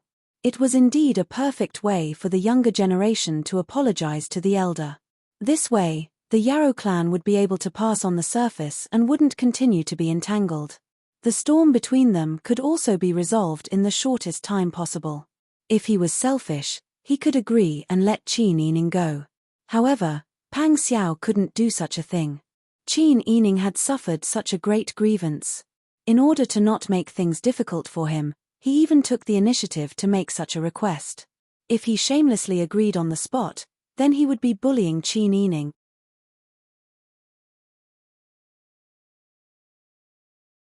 Chapter 890. Pang Xiao sat up and hugged Qin Yining in his arms.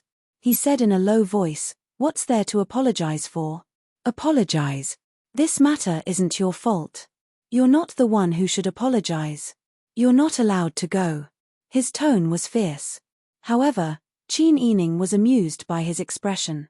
"All right, I'm a junior. It's not shameful to apologize to an elder. This matter is settled." Qin Yining covered his mouth and yawned. He pushed Pang Xiao to lie down. "Hurry up and sleep. Otherwise, you'll go out with 2 dark circles under your eyes tomorrow. Those who don't know will think that I'm punishing you by not allowing you to sleep." Pang Xiao burst out laughing. The mountain that was pressing on his heart seemed to have been removed in an instant. He lay down, turned over, and hugged Qin Yining in his arms again. He kissed her forehead lovingly. "Be good. Go to sleep." Qin Yining closed her eyes and hugged Pang Xiao's waist. She grabbed his snow-white underwear and quickly fell asleep. She didn't know that after she fell asleep, Pang Xiao still couldn't sleep. Early the next morning, Qin Yining dressed up and instructed Bing Tang to apply medicine for Ji Yun. After everything was done, he went to old Madam's place to pay his respects. The entire family knew about yesterday's matter. However, everyone was well-mannered and didn't talk about it. Perhaps it was because Qin Huayuan was at home, so everyone in the family restrained themselves. Qin Yining bowed to old Madam. He also asked Brother Han and Brother Zhao to bow to her.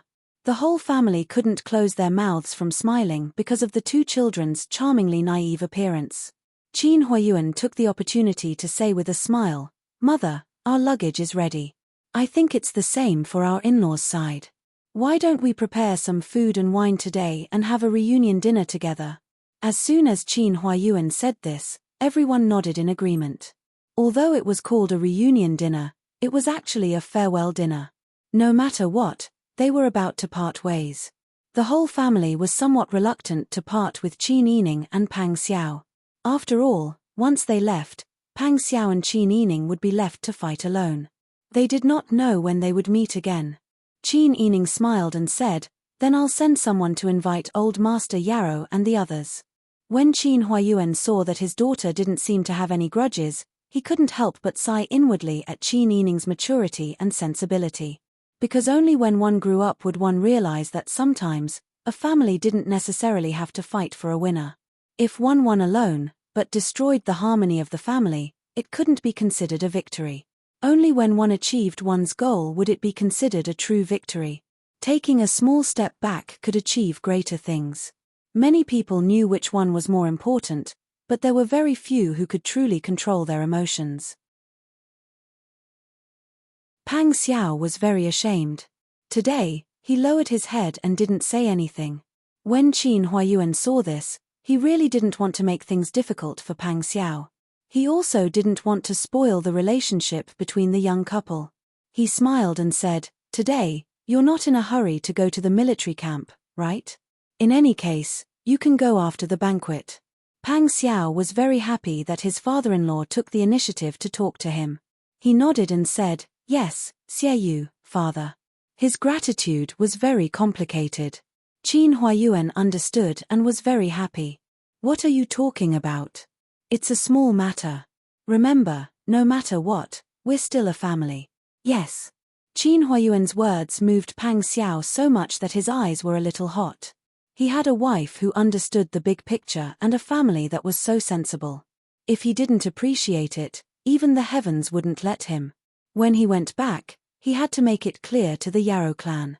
Whether it was to persuade them emotionally, reason with them, or just scare them directly, he definitely couldn't let the Yarrow clan continue to cause trouble in the desert. Qin Yining asked Bing Tang to personally go to the guest courtyard. Mrs. Ma knew that Bing Tang was the most capable person by Qin Yining's side.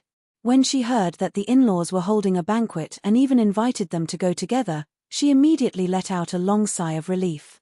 Okay, tell ye that we'll go later." "Oh. Then I'll take my leave." Bing Tang bowed to Mrs. Ma and Yarrow Chungu with a smile. Her almond-shaped eyes looked around and didn't see the Yarrow clan in the room. She didn't show any emotions on her face and left respectfully. Yarrow Chungu was a little unhappy. This Qin clan was really putting on airs. Could it be that they were sure that they wouldn't fall out with them? Did she really think that she was a noble princess consort? She invited the elders to a banquet and actually arranged for a little girl to come. Mrs. Ma looked at Yarrow Chungu's long face and sneered but didn't say anything. She had lived with the Yarrow clan for most of her life. When she was young, she knew that Yarrow Chungu was a little smart and had a good character. However, as time passed, Yarrow Chungu became more and more scheming. Now, he even tricked his daughter into this state. Mrs. Ma sighed. It was precisely because she was too stupid and didn't have any ability that she led him to this state. Yarrow Chungu didn't know what his old wife was thinking. He was calculating in his heart and finally came to the conclusion that the current situation was very good. In any case, the Qin clan didn't want to do anything to the three of them on the spot. There was still room for future plans. The old couple packed up and when it was time, they prepared to go out. Mrs. Ma had been observing Yarrow Chungu. Seeing that he didn't seem to want to bring the Yarrow clan with him, she couldn't help but ask playfully, "Why, you don't want to bring your precious daughter? She hasn't eaten or drunk anything since yesterday." Yarrow Chungu said sternly, "If she made a mistake, she should be punished. She won't starve if she doesn't eat 1 or 2 meals. It's right to let her reflect on herself, so that she won't make any big trouble in the future." Yarrow Chungu's words really touched Mrs. Ma's heart. Mrs. Ma was a little suspicious and shook her head. If you had taught her this earlier, she wouldn't have become so crooked. Yarrow Chungu didn't answer Mrs. Ma's words and only pursed his lips. The two of them went to the reception hall in silence. Qin Yining had been waiting at the door for a long time. When he saw the two of them coming, he quickly went to greet them and respectfully bowed. "Old master, grandmother, granddaughter-in-law and my mother were preparing for the banquet, so I didn't personally come to greet the two of you. Please forgive me, old master and grandmother." Yarrow Chungu said with a smile, "Aren't you being too formal by saying this? There are so many people in the Qin clan. It's not easy to arrange a banquet and think about everyone eating well. Besides, we're all family, so we don't care about etiquette." Qin Yining smiled with curved eyebrows and eyes. "Yes, thank you for your understanding, Grandpa." Mrs. Ma went forward and pulled Qin Yining's hand to go to the reception hall. Qin Yining looked behind the two of them. "Grandmother, where's my mother-in-law? Why didn't she come with the two of you?" When Yarrow Chungu heard Qin Yining mention the Yarrow clan, he immediately became alert. He narrowed his eyes and looked at Qin Yining's expression, worried that Qin Yining was holding a grudge and wanted to take revenge. Could it be that today's banquet was a trap? Yarrow Chungu almost couldn't control himself and wanted to go back.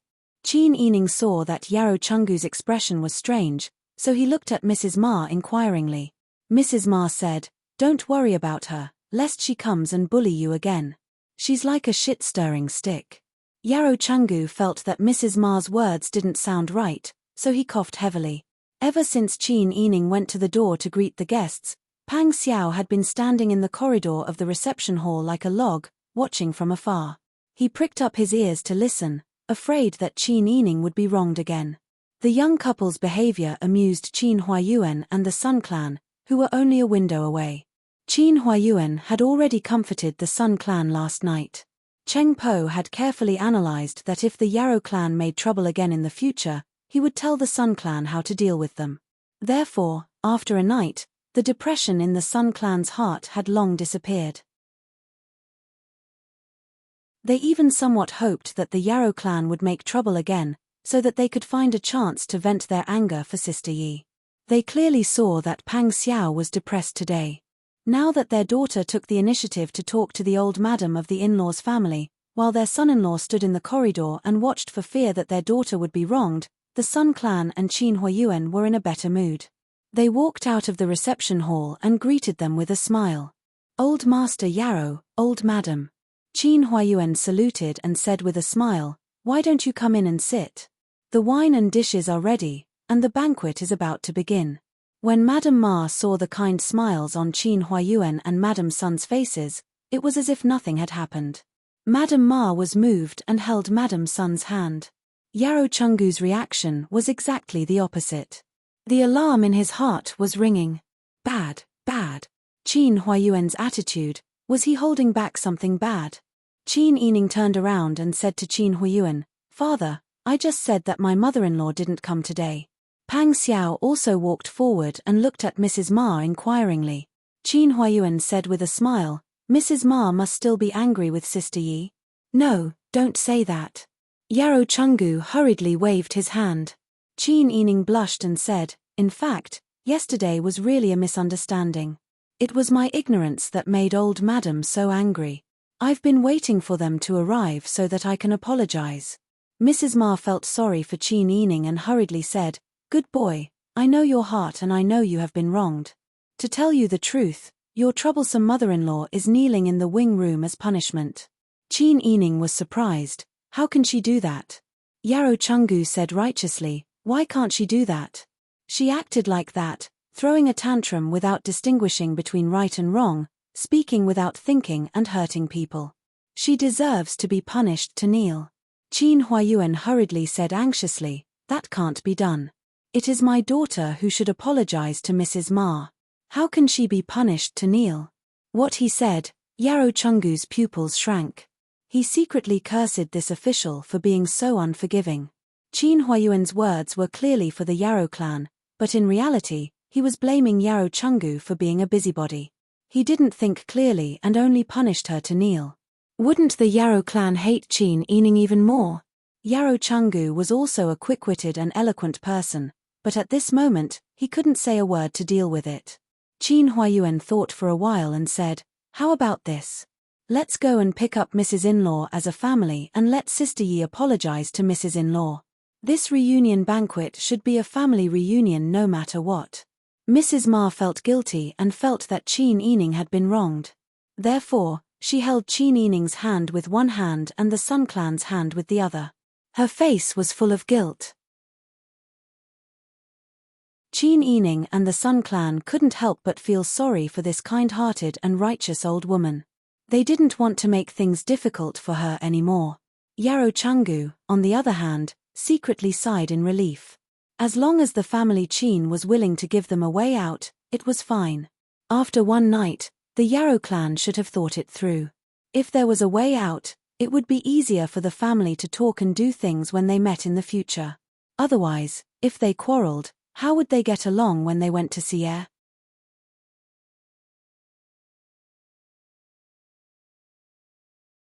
Chapter 891. Qin Yining laughed straightforwardly. "Hey, what's there to feel wronged about? What's the point of separating our family so clearly? No matter who's right or wrong, it's still my fault as a junior. I'll go apologize to him later." Yarrow Chungu choked. He secretly thought that this family Qin father and daughter both spoke in such a manner. Qin Yining's words were actually the simplest principle of the world. No matter what family it was, as long as the younger generation had a conflict with the elder, the younger generation would be the one to be criticized. He had also experienced this when he was young, but now the tables had turned and he was the elder. Yarrow Chungu's mind raced.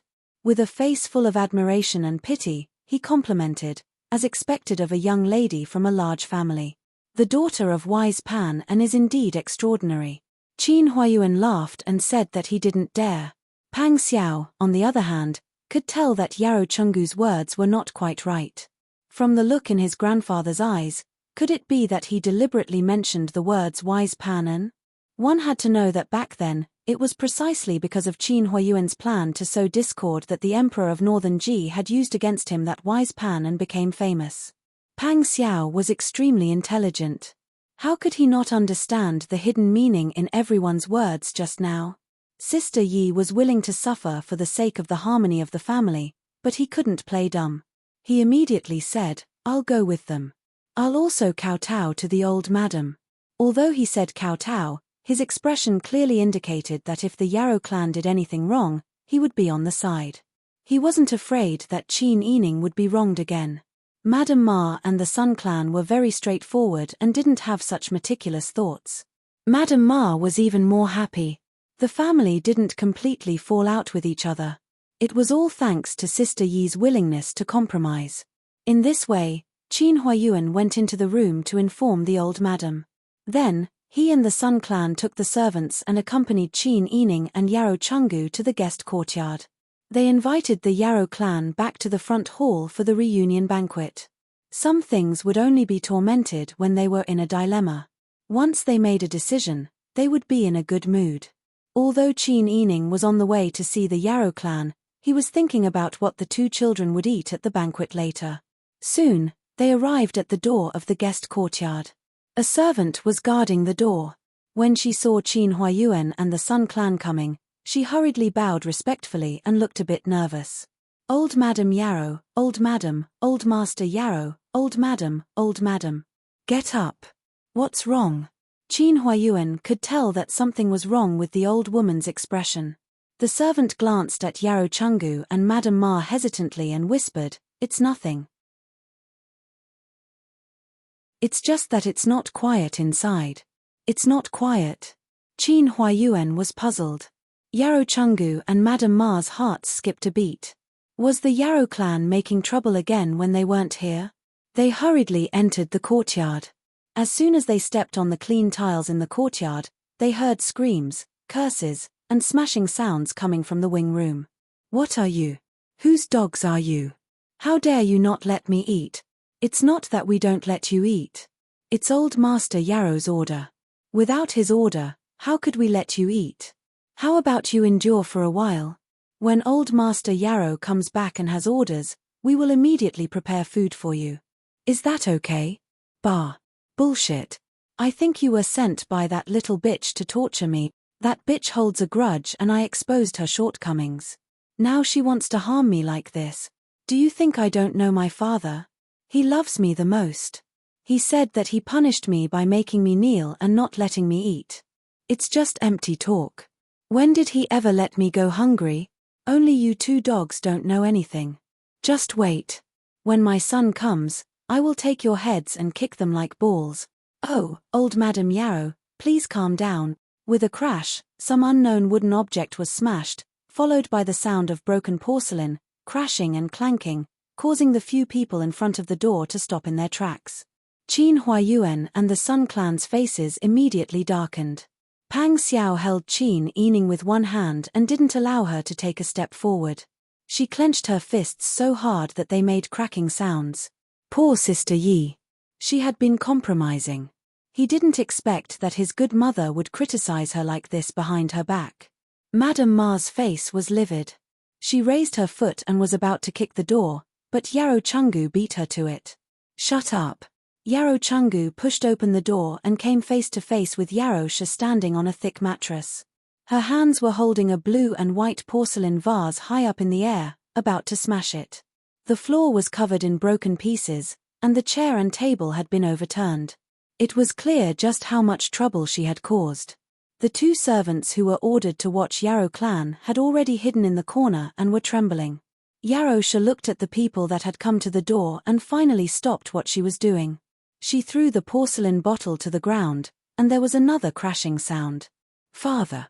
These two dogs of family Qin made things difficult for me. They. Slap." Yarrow Chungu slapped Yarrow clan's face hard. Yarrow clan was stunned on the spot. She bit her tongue and a trace of blood came out of the corner of her mouth. "You evil creature, kneel down." Yarrow clan's tears were shining. She bit her lips and whimpered to avoid the broken porcelain. Yarrow Chungu scolded, "Why did I punish you? It seems like you didn't use your brain at all." "Woo! I didn't do anything wrong. You still dare to talk back. You want to make trouble? Fine, fine, fine, I'll leave this place for you. When we go to Shi Yu, this place will be left for you. You can do whatever you want." Yarrow Chungu was so angry that his hands trembled.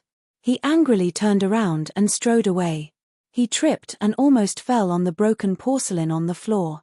Pang Xiao hurriedly supported Yarrow Chungu and led the old man out of the messy room. Yarrow clan fell on the cushion and sobbed. She was terrified. Listening to Yarrow Chungu's words, they were going to leave her alone and not take her to Shi Yu. Yarrow clan was really frightened by Yarrow Chungu's words. She hurriedly got up, walked around the broken porcelain vase on the floor, and pulled Yarrow Chungu to the door. Father, I know I was wrong. I won't do it again. Yarrow Chungu looked at Yarrow Clan's swollen cheeks, blood seeping from the corner of her mouth, and tears and snot all over her face. In the end, he still felt distressed. But compared to their future life and death, which was more important? Yarrow Chungu steeled his heart and didn't say anything.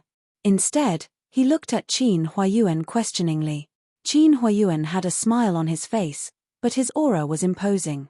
It was as if this wasn't an ordinary room of the family Qin, but the morning court in the Golden Imperial Palace.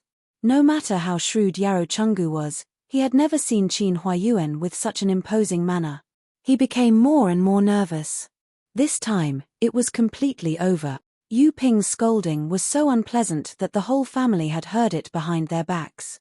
Looking at Qin Huayuan's expression, and then looking at Madame Sun's expression, who looked as if she wanted to eat someone alive, could it be that all their efforts had been for naught? Since we've discussed it, let's go to the banquet. Qin Huayuan smiled and took the lead in calling the Sun clan to walk in front. Go to the banquet. It was already like this, who would still be able to eat? Yarrow Chungu was very nervous. In order to survive, they had to go to Sierre. But they really went to Sierre. He was really afraid that Qin Huayuan would find a way to kill him. Qin Yining and Pang Xiao supported Mrs. Ma on both sides. At this time, Mrs. Ma was so angry that she was about to cry. Qin Yining hurriedly comforted her. Grandma, don't take it to heart. The old madam must be hungry. Mrs. Ma sobbed and 2 lines of salty tears flowed down her face. She raised her old hand and wiped her face. Choking, she said, Lassie, okay, Grandma, don't be sad. It's nothing. The more Qin Yining persuaded, the more upset Mrs. Ma became. They walked in front, and Yarrow Chungu followed behind Mrs. Ma with his hands behind his back. Only the Yarrow clan was crying and covering their faces as they walked towards the reception hall where the banquet was held. The banquet was already prepared in the reception hall. Because it was a special reunion banquet, there was no need to pay attention to the rules of having so many seats. Old Madam asked the screen to be removed and 3 tables were set up in the hall. At this time, the family Qin members, old and young, were all present.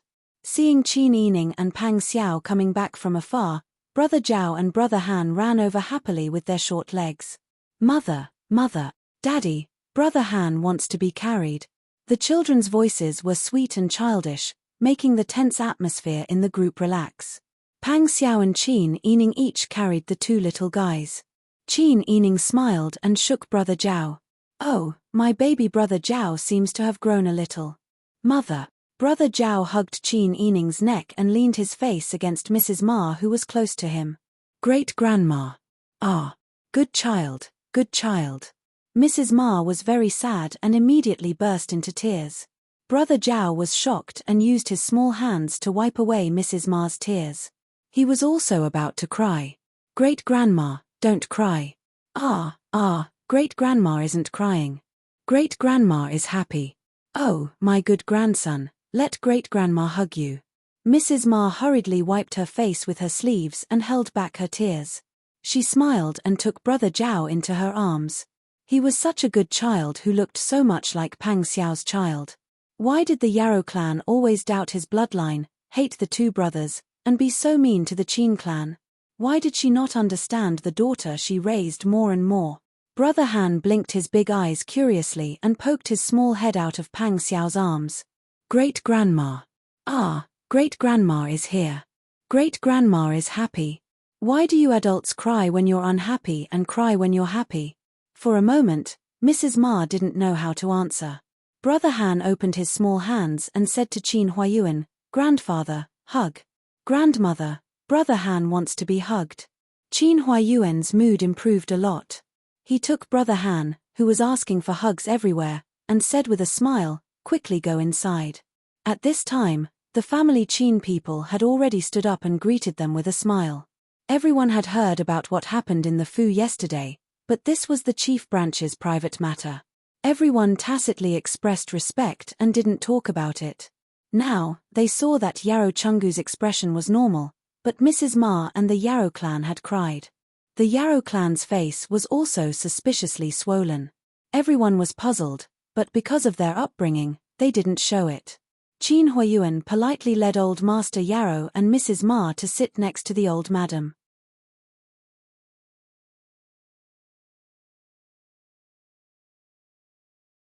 Chapter 892. Qin Huayuan, second Old Master, and third Old Master raised their cups together. It's rare for our family to be able to reunite. Let us three brothers toast to Mother and the two elders. Old Madam's hair was already silvery white. She was wearing a tea-gold gown with a grey mouse fur collar, which made her complexion look a bit more rosy. Old Madam smiled and nodded repeatedly. Good, good. She raised her cup and clinked it with Yarrow Chungu and Madam Ma. After the elders drank together, Qin Yu, Qin Han, and the other men of the family Qin also began to take turns toasting. The women were even more lively as they toasted each other. The scene became lively. The Yarrow clan was next to the Sun clan, so the women of the family Qin were all around her. At this moment, she was still feeling wronged, and the expression on her face was very ugly. Qin Ening stood up with a smile and toasted the Yarrow clan. Old Madam, your daughter-in-law toasts you. Yarrow clan raised her head and saw Qin Ening's smiling face. She felt depressed and panicked in her heart. Her face was swollen from the slap. This lowly wench must have come to watch the show. Yarrow clan thought of this, so she didn't raise her wine cup. Qin Ening's eyes darkened a bit. Under Yarrow Chungu's gaze, which seemed to be watching a good show, he smiled and joked.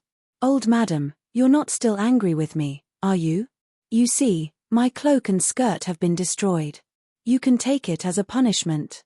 As the saying goes, if you don't have a tongue, you won't touch your teeth. Your daughter-in-law is young and ignorant. Old Madam, you've walked on more bridges than I have. You're a great person and don't mind my transgressions. Please forgive me. Her tone was sweet and naive, like a little girl acting coquettishly with her elders. The people around her who didn't know the inside story couldn't help but laugh. Yarrow clan was just about to scold back when she felt someone staring at her. As soon as she raised her head, she saw Yarrow Chungu's eyes full of warning. Thinking of what Yarrow Chungu said just now, it seemed that he really had made up his mind to keep her. Yarrow clan's anger was replaced by fear again. She unconsciously raised her wine cup and toasted with Qin Ening. Yarrow Chungu saw that Yarrow clan finally learned their lesson this time. He quietly sighed in relief and looked at Qin Huayuan nervously, and also took the initiative to raise his wine cup. His intention to take the initiative to apologize was too obvious. Qin Huayuan raised his glass with both hands and clinked it against Yarrow Chungu's. He smiled and said, Old Master Yarrow, just as Sister Yi said just now, there's always a time when the tongue doesn't touch the teeth. No matter what, we're still family. Yarrow Chungu smiled and nodded repeatedly. Qin Huayuan stood up and raised his wine cup, saying, Today, we're able to reunite as a family.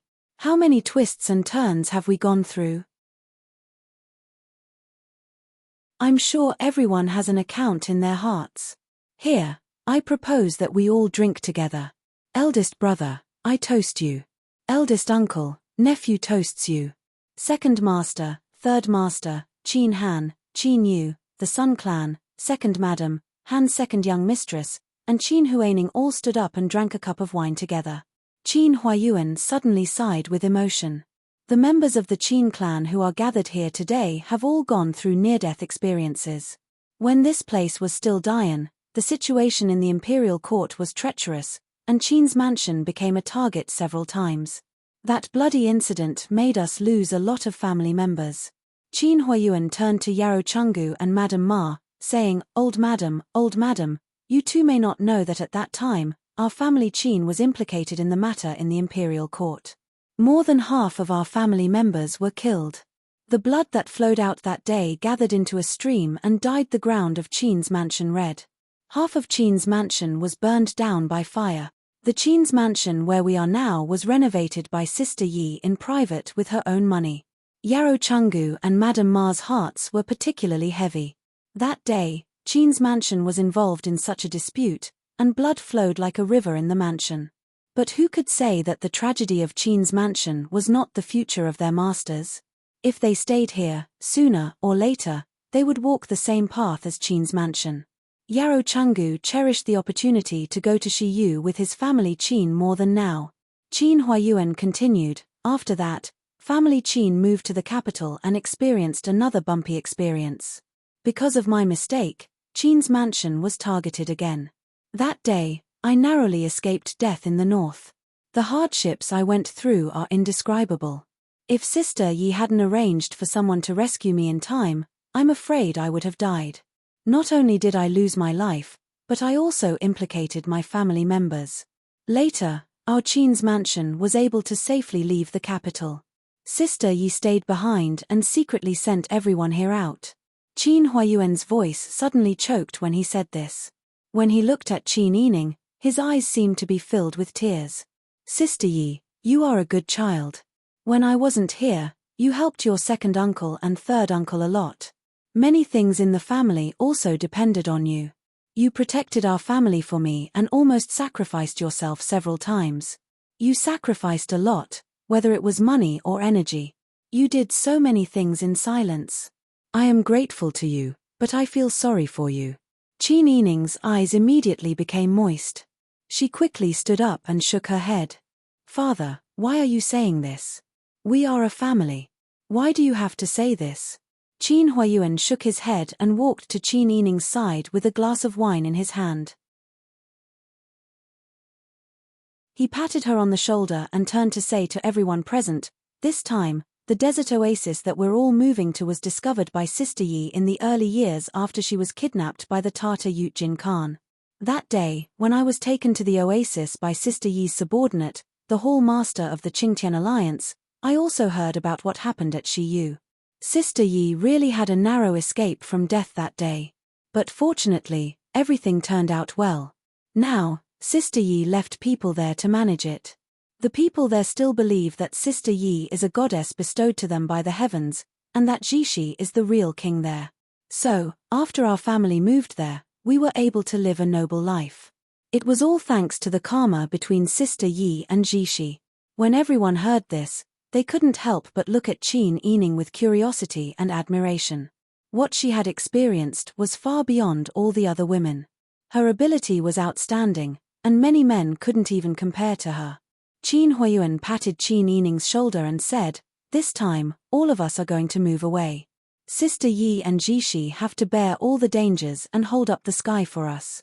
And we are going to live a peaceful life, but we still have to be under the shadow of these two children. As a father, I am incompetent. I can't protect my own child, and instead put her in danger time and time again. Whether it was when Sister Yi was almost caught by the demon empress to eat meat in the Dian dynasty, or when she was trapped in the palace in the Daeju dynasty and was locked in the Xian palace by the Empress Dowager, who didn't give her food or water, and wanted to starve her to death. Qin Huayuan's tone was too sorrowful, and tears fell down. Everyone present couldn't help but shed tears. Brother Zhao and Brother Han were affected by the atmosphere, and they held their small mouths and sobbed. The Sun Clan and Second Madam each hugged and comforted them, but their tears fell more fiercely than the children. My daughter had a hard life. When she was just born, she was taken away and left in the mountains. She was adopted by a kind person, and her life was saved. When she was young, she suffered a lot. When she was 8, she lost her family. In order to avoid the chaos of war, she went to the mountains alone. Qin Huayuan shook his head and closed his eyes. An 8-year-old child, only 8 years old. She survived alone, and when she returned home, she was called a barbarian. As a father, I was muddle-headed. I couldn't protect her from the beginning. She was burdened by me, and now she sacrificed herself for everyone's safety. Qin Huayuan's face was covered in tears, and he choked with sobs. The reception hall was filled with sobs. Qin Yining wiped his tears and hurriedly supported Qin Huayuan's arm. Father, why are you saying these things? It's all in the past. That's right, it's all in the past. You're lucky, and you've endured all the hardships. You're generous, and you've forgotten how much you've suffered. But as a father, I can't forget. You were taken away when you were an infant, and in the end, you were called a barbarian. All of this was caused by me, but you had to bear the infamy. Later, you were kidnapped by the Khan of Anari, and that woman wanted to kill you. You escaped with great difficulty, but there were still people who doubted your chastity. What did you do wrong? You didn't do anything wrong. You suffered so much, but there were still people who misunderstood you and scolded you. All of this was caused by your father's incompetence and dereliction of duty. I feel terrible, and I feel terrible when I hear people scolding you. Qin Huayuan had always been steady, and it was rare for him to reveal such emotions. He kept all of his worries in his heart. He was extremely intelligent, and when he encountered difficulties, he could always find the most appropriate way to solve them. But the more he was like this, the more he restrained himself, and the more he suppressed his emotions. Once it burst out, such intense emotions could infect everyone.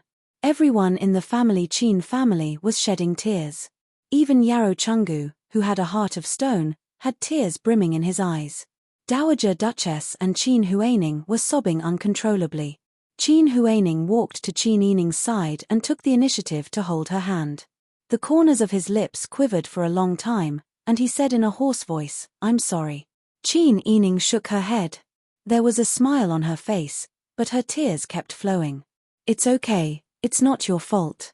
Qin Huaining looked at Qin Yining's teary eyes and couldn't help but hug Qin Yining.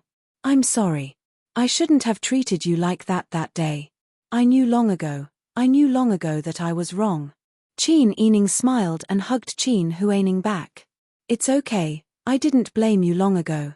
If that situation had happened to me back then, I would also have felt a sense of crisis. Moreover, it's best to know that you're wrong and change for the better. In the future, as long as you're well, I will." At that time, bandits broke into our house. Qin Yining shook her head and didn't let Qin Huaining mention what happened back then. It was enough that she felt guilty in her heart.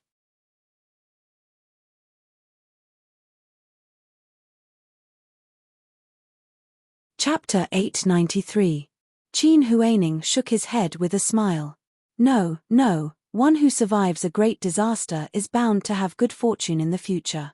Even God couldn't take you away when you were a child. You will be safe in the future. In the future, you will be filial to father and mother. I will get married. Qin Yining burst out laughing at Qin Huaining's words, but tears fell down like beads from a broken necklace. Seeing Qin Yining and Qin Huaining like this, Qin Huayuan was relieved. He wiped the tears on his face and said, "Although we are in trouble now, as long as the whole family can get together and work together, we will be able to get through it. Just like us in the past. The reason why I'm saying all this today is not for anything else. After Yu, we may never set foot on this land again. At that time, we'll only have each other left. So, we have to unite even more to survive better. Come on, old Master Yarou, old Madam, let's toast and drink together." Yarou Chenggu and Mrs. Ma were moved to tears by this scene. At this time, they naturally stood up. After Yarou Chenggu and Qin Huayuan drank this cup of wine, their hanging hearts were completely relieved. Qin Huayuan's words stirred up everyone's emotions and made the family Qin united. At the same time, he also expressed his views. Although the family Qin didn't like what the Yarou clan did, Qin Huayuan at least wanted to unite everyone. This was a safe signal for Yarou Chenggu, which made him relax all his vigilance. Today's reunion banquet was also a farewell banquet. The whole family gathered together, toasted each other, and confided in each other. Many small problems in the past were solved today. Qin Yining and Pang Xiao were moved. At the same time, they had to admire Qin Huayuan's means. In the future, the in-laws would be more united. At Sierre in the future, at least for a few years, there would not be a scattered situation. A few days after the banquet, the family was surprisingly united. However, the Sun clan had cried a few times with Qin Yining. She always thought that Qin Yining and Pang Xiao had something to do and would go later. She didn't expect that this time, it might be a farewell. Qin Yining comforted the Sun clan for a long time. Pang Xiao also repeatedly promised to protect Qin Yining. Later, Madame Zheng brought the women of the Sun clan and rushed over. The Sun clan's attention was then diverted. Shengchang 7th year, 28th of winter. Under Pang Xiao's arrangement, Qin Huayuan led all of the family Qin, Sun family, and Yarrow family's relatives and servants to secretly leave the Qin manor in batches. Under the appropriate arrangements, they left the docks on a junk ship, beginning the journey of the family Qin to call the wind and summon the rain during the sunset. However, Qin Yining couldn't even go to the docks to see them off. She and Pang Xiao were too big of a target. Who knew how many pairs of eyes were watching them? With great difficulty, Pang Xiao used all kinds of methods to secretly send the family out in batches. She couldn't let her family be in danger again because of her reluctance. However, even if Qin Yining wasn't disheartened enough to think that this separation would be a life-and-death separation, the pain of separation made her sullen for a few days. Pang Xiao knew that Qin Yining wasn't happy. Other than attentively accompanying her, he had no other choice. Therefore, he went to the barracks to patrol during the day and tried his best to rush back as soon as possible in the afternoon. In any case, this made Qin Yining's mood much better. On the 3rd day of the 12th lunar month, Master Zhong came to the Qin manor early in the morning. Qin Yining and Pang Xiao just got up and rushed to the front hall without eating breakfast. Master Zhong smiled and said, "Princess consort, there's news from Huichuan County." Qin Yining said in surprise, "So fast?" "Yes. It's inconvenient for Hall Master Liao and Hall Master Qiao to come back, so they arranged for a trusted subordinate to rush over to deliver the news." "Where is this person?" "Princess consort, don't be anxious.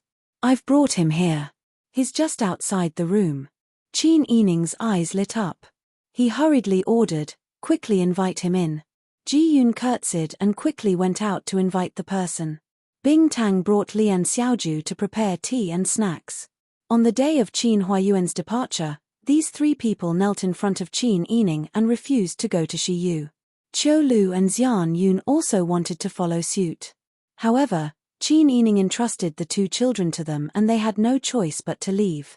Now, all the servants in the manor had left. Bing Tang, Ji Yun, and Lian Xiaoju had more things to do. Not long after, Ji Yun led a young man with a medium build into the room. This young man was wearing a grayish-blue cloth jacket and a felt hat. He was dressed like a manservant. When he saw Qin Yining and Pang Xiao, he bowed respectfully and said, "Greetings, Alliance Master." "Greetings, Wang Yi." Pang Xiao smiled and waved his hand. "There's no need to be so polite." Qin Yining also smiled and said, "Take a seat. We're all brothers and there are no outsiders. There's no need to be so formal." "Yes. Thank you, Alliance Master." The young man sat down next to Master Zhong.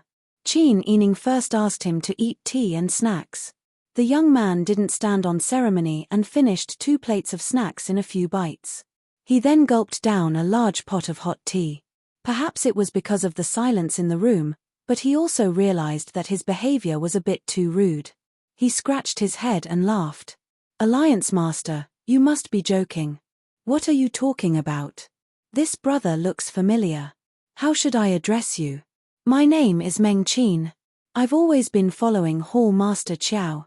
In the past, I even followed Alliance Master to escort your Majesty back to the palace." "No wonder I thought you looked so familiar." Qin Yining smiled and said, "Since we're all brothers, I won't beat around the bush. Meng Qin, what news did Hall Master Liao ask you to bring me?" "Oh, right." Meng Qin sat up straight and said seriously, "It's like this. A few days ago, Guan Dahu and Liu Ban suddenly started contacting Hall Master Liao. Hall Master Liao and Hall Master Qiao felt that something was amiss, so they kept an eye on it. These 2 had followed Hall Master Liao's wife to die in the desert. How could they come back from the dead? We all felt that it was very strange. Hall Master Liao didn't trust the 2 of them at all. He directly rejected their proposal of discussing a grand plan. However, Hall Master Liao and Hall Master Qiao had a trick up their sleeves. Our Qingtian alliance didn't have any relationship with the 2 of them, but we still managed to get reliable information out of them. Guess what? It's the money that the incapable ruler of Dian hid, and it's now in Huichuan County. No wonder that old guy wanted to become the county magistrate of Huichuan County. Pang Xiao and Qin Yining's hearts skipped a beat at the same time. However, they still looked indifferent and didn't show any abnormalities. Qin Yining smiled and asked, "Why did the treasure go all the way to Huichuan County?" "That's right." Hall Master Liao was also puzzled. Later, he spent a lot of effort to investigate and found out that Mrs. Liao had taken Guan Dahu and Liu Ban to hide the treasure. Guess how they hid it? Back then, Your Majesty wanted to build the imperial mausoleum. Coincidentally, the stone was quarried from the south. The place where Mrs. Liao hid the treasure happened to be nearby. She thought of a way and hid the treasure in the stone bricks of the imperial mausoleum. Just like that, the treasure was transported out without anyone knowing. Originally, they thought that the treasure was hidden in the stone. As long as they thought of a way to buy or steal the stone, or even rob it, they could easily avoid all the checkpoints. However, they didn't expect that Mrs. Liao and the two bastards would be caught with you. The two of them and Mrs. Liao were thrown into the desert. They didn't tell Hall Master Liao in detail how they survived. Anyway, Mrs. Liao was dead. Hall Master Liao actually analyzed it with Hall Master Qiao in private. They might have used Mrs. Liao as food in the desert. Later, the two bastards kept thinking of ways to go to Huichuan County to get the stone back. The problem was that the construction in Huichuan County had stopped, and the original county magistrate was also fired. Moreover, the stones looked the same on the outside, and they were all piled up together. If they didn't use any tricks, they wouldn't be able to tell which stone was the problem with the naked eye. Recently, they heard that the war had stopped, and Your Majesty wanted to continue building the imperial mausoleum. The two of them came up with this idea. As long as they hired the officials in Huichuan County, they would have a way to find the stone that hid the treasure. Otherwise, if they were late, wouldn't it be easy for the treasure to be exposed? Qin Yining and Pang Xiao were shocked. If it weren't for the inside story, who would have thought that Mrs. Liao had used such a method to transport the treasure under Li Qitian's nose without anyone noticing? What did Hall Leader Liao say? Qin Yining didn't say his own thoughts, but patiently asked Meng Qin. Meng Qin smiled and said, Hall Leader Liao said that the treasure couldn't be obtained by them.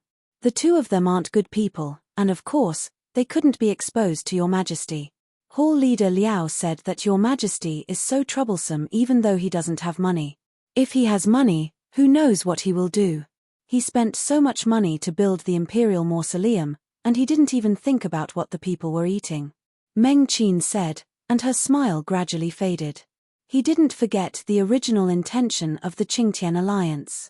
Therefore, when he saw the emperor who didn't care if the people were hungry for his imperial mausoleum, he was also angry. However, because the person sitting in front of him was a high-ranking official in the imperial court, he didn't complain. Qin Yining knew the thoughts of most of the people in the alliance, so he didn't say much. After thanking Meng Qin, he asked Ji Yun to arrange a place for Meng Qin and ordered people to prepare food for her. You go rest first. I'll think about what to do about this matter. If there's anything else, I'll have to trouble you. Meng Qin grinned, scratched the back of her head, and said shyly, if there's anything, just tell me. Hall Leader Qiao and Hall Leader Liao said that I'll listen to you. Qin Yining nodded with a smile, and let Ji Yun take this honest young man to rest. When they walked away, Master Zhong breathed a sigh of relief and murmured, I didn't expect the treasure to be transported to Huichuan County in such a way. That Mrs. Liao can be considered a person.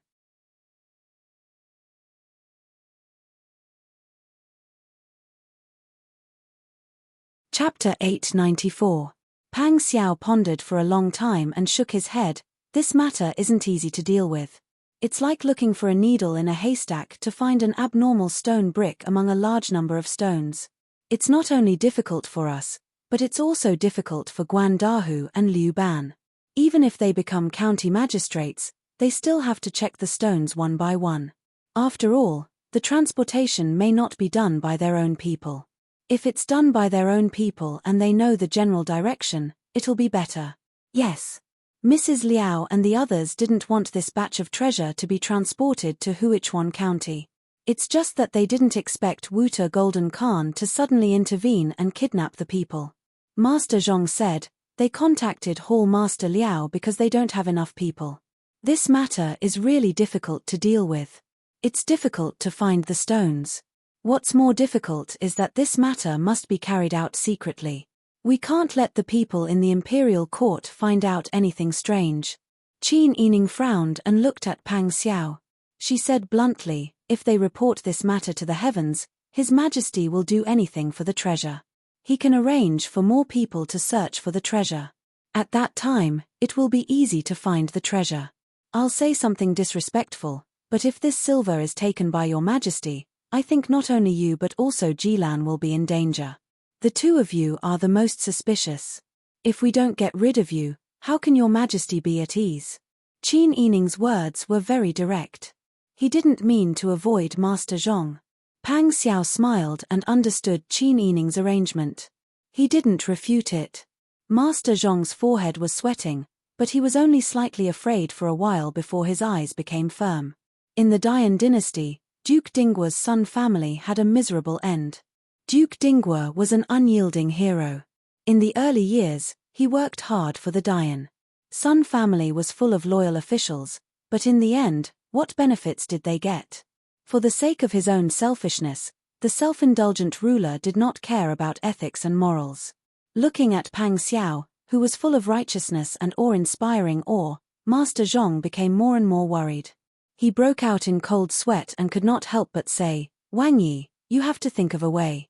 You can't let that person get the treasure. Think about the princess consort and your family. The miserable state of princess consort's maternal grandfather's family was a good example. It's hard to conquer the world, but it's even harder to defend it. You have to be more careful. Pang Xiao was very satisfied with Master Zhong, and his heart was filled with joy. This old man had always been by Qin Yining's side with all his heart and soul. Back then, Qin Yining had saved his life, and he had indeed wholeheartedly repaid him. Pang Xiao admired such a loyal elder. You're right. I'll be more careful. When Qin Yining saw Pang Xiao like this, although he had made a decision long ago, he still felt a little sad when he thought about it now. You're all brothers who kowtowed to the ground. Back then, you agreed to overthrow the tyranny of Biji and return a peaceful life to the people. Back then, on the battlefield, you trusted each other and trusted each other's backs. Why can't you do it now? Pang Xiao sighed and said, if your Majesty had been content with a corner from the beginning and never had any hopes for the Dian, wouldn't it have been better? Qin Yining shook his head. Wang Yi, have you forgotten what the self-indulgent ruler of the Dian was like? In your heart, don't you think that the people of the Dian are also people? You're only doing it for the people. Yes. I'm doing it for the people. My belief has never changed. I've always wanted to give the people a peaceful and prosperous world. Now, he might even start another war. When he heard Pang Xiao's words, Master Zhong couldn't help but shake his head and sigh. Such a loyal and righteous person was just like the old Duke of Dingguo. Who would have thought that he would gradually be forced to this point? He had been following Qin Yining for a long time, so he was the clearest about Pang Xiao and Qin Yining's experiences. Wang Yi, this old man has something to say. Wang Yi, please listen to this old man. Master Zhong is an old man by Sister Yi's side. Sister Yi trusts you the most, so you're one of us. If you have anything to say, Master Zhong, just say it. Yes, he was an old man by Qin Yining's side. Ever since he followed Qin Yining, everyone knew that he was on Qin Yining's side. This matter wasn't a secret. Even if he felt that it was dangerous now and wanted to take the opportunity to hide, there was no guarantee that when Li Qitian targeted Pang Xiao, he would be treated as an accomplice and dealt with. The most taboo thing for people was to be a fence-sitter. Sometimes, if you wanted to benefit from both sides, you'd end up offending both sides. It was better to choose a side. Thinking of this, Master Zhong was even more certain of his previous decision. He bluntly said, Wang Yi, now that the world is unified, it's a unification that's rarely seen in 100 years. Even the Taitan in the north and the southern Yang in the south are no longer a threat. This can be considered one of His Majesty's achievements. But think about it carefully. In the 7 years since His Majesty stepped on the throne, what has he really done for the people? What His Majesty has done the most is consider how to stabilize his own country and how to expand Da Ju's territory. Exorbitant taxes haven't been reduced, But corvée labor is getting more and more serious. His Majesty frequently sends troops to war, but His Majesty hasn't selected talents for the country, nor has he promoted any commercial or political policies to develop the economy. Jew is poor, but the people haven't seen His Majesty increase income and reduce expenditure. Instead, he's fixated on Diane's treasures and won't let go of them. He'll even take a bite out of a mosquito's leg if he sees one. Master Zhong's voice had the hoarseness of an old man, but he spoke neither too fast nor too slow. Every word he said was a gem, and it went straight to Qin Yining's heart. Master Zhong is right. Qin Yining smiled appreciatively, then turned to Pang Xiao and said with a smile, Wang Yi, I think you understand everything in your heart, but you're too righteous and are often bound by morality. Pang Xiao smiled bitterly. Some things were the bottom line in his heart, but reality would push him, step by step, pushing that bottom line closer and closer. Qin Yining said, in this world, there has never been a rule that one must take the surname of another. When Biji's Zhu and Diane's Yuqi were in power, they were absurd and tyrannical, but there were people with lofty ideals who rose up and completely overthrew their tyrannical rule. If His Majesty can't be a good emperor who brings happiness to the people, and only cares about whether his throne is stable or not, and blindly abandons the country's industry, and uses the method of farmers guarding their yards to govern a country, then Jew can't guarantee that it won't follow the same path as Biji and Diane.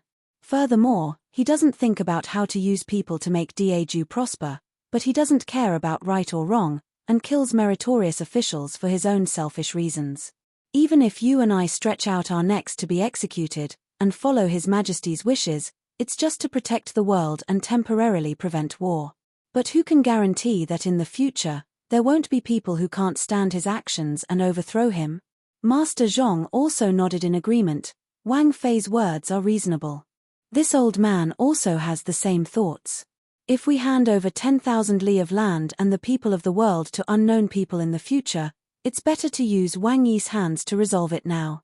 Pang Xiao let out a long sigh. Forget it, let me think about how to have a win-win solution. Seeing Pang Xiao like this, Zhong Dazhang couldn't help but sigh. There are all kinds of evaluations of Wang Yi in the world. You are Jews people's god of war. You swept away tyranny for them and opened up new territory for them. You are also the Diane's people's nightmare. Back then, when you led the troops to attack, every time there was a battle report, we would tremble in fear. Thinking about what happened back then, Qin Yining and Master Zhong both sighed with emotion and found it just as funny. That's right. Whenever we hear about which city you conquered, which place you decapitated in public, or which place you massacred, we were so scared that we almost cried. But now that I think about it, Wang Yi is a truly benevolent person. Although it is the duty of a soldier to lead troops to war, and there are casualties on the battlefield, you have never harmed the people.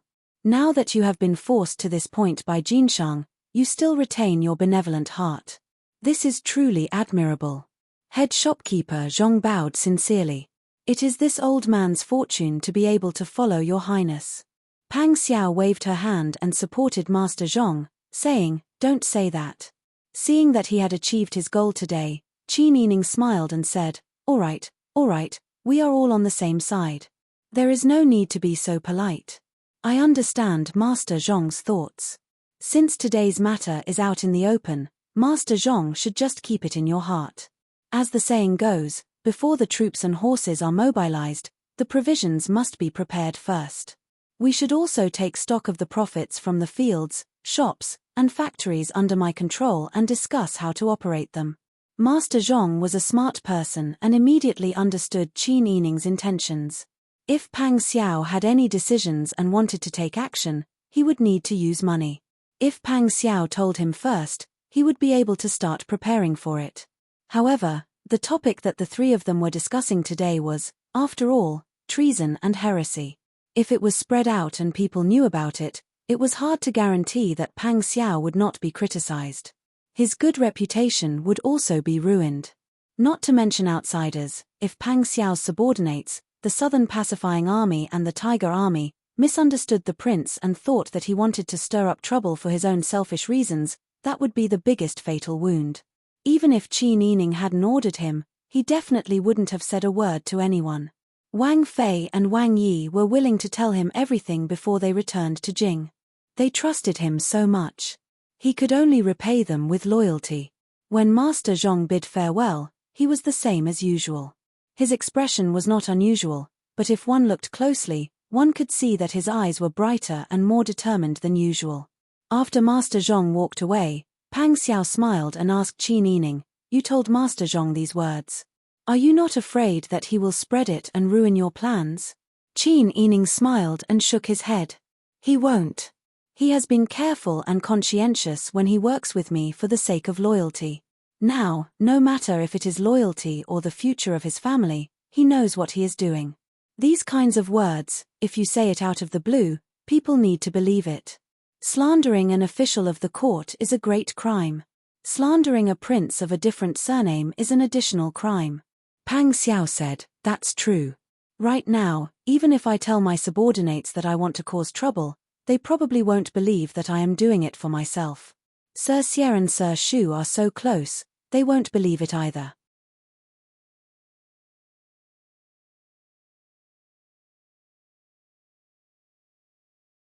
Chapter 895. Pang Xiao smiled. There were no outsiders in the room, so he naturally touched Qin Yining's face. "All right. Now that we know where the treasure is, we have a goal. We can't let Jinshang get the money. If we can't get it, Qingtian Alliance can get it. If we can't get it ourselves, we'll give Qingtian Alliance a push." Wang Yi is so generous. Qin Yining pursed her lips. "I'm very stingy. I can't bear to give the treasure to anyone.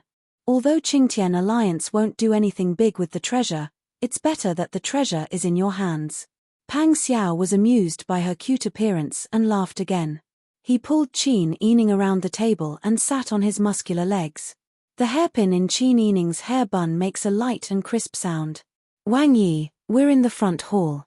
You're being naughty again. What's there to be afraid of? No one will come without my permission. Besides, there are no elders in the house now. It's just the two of us.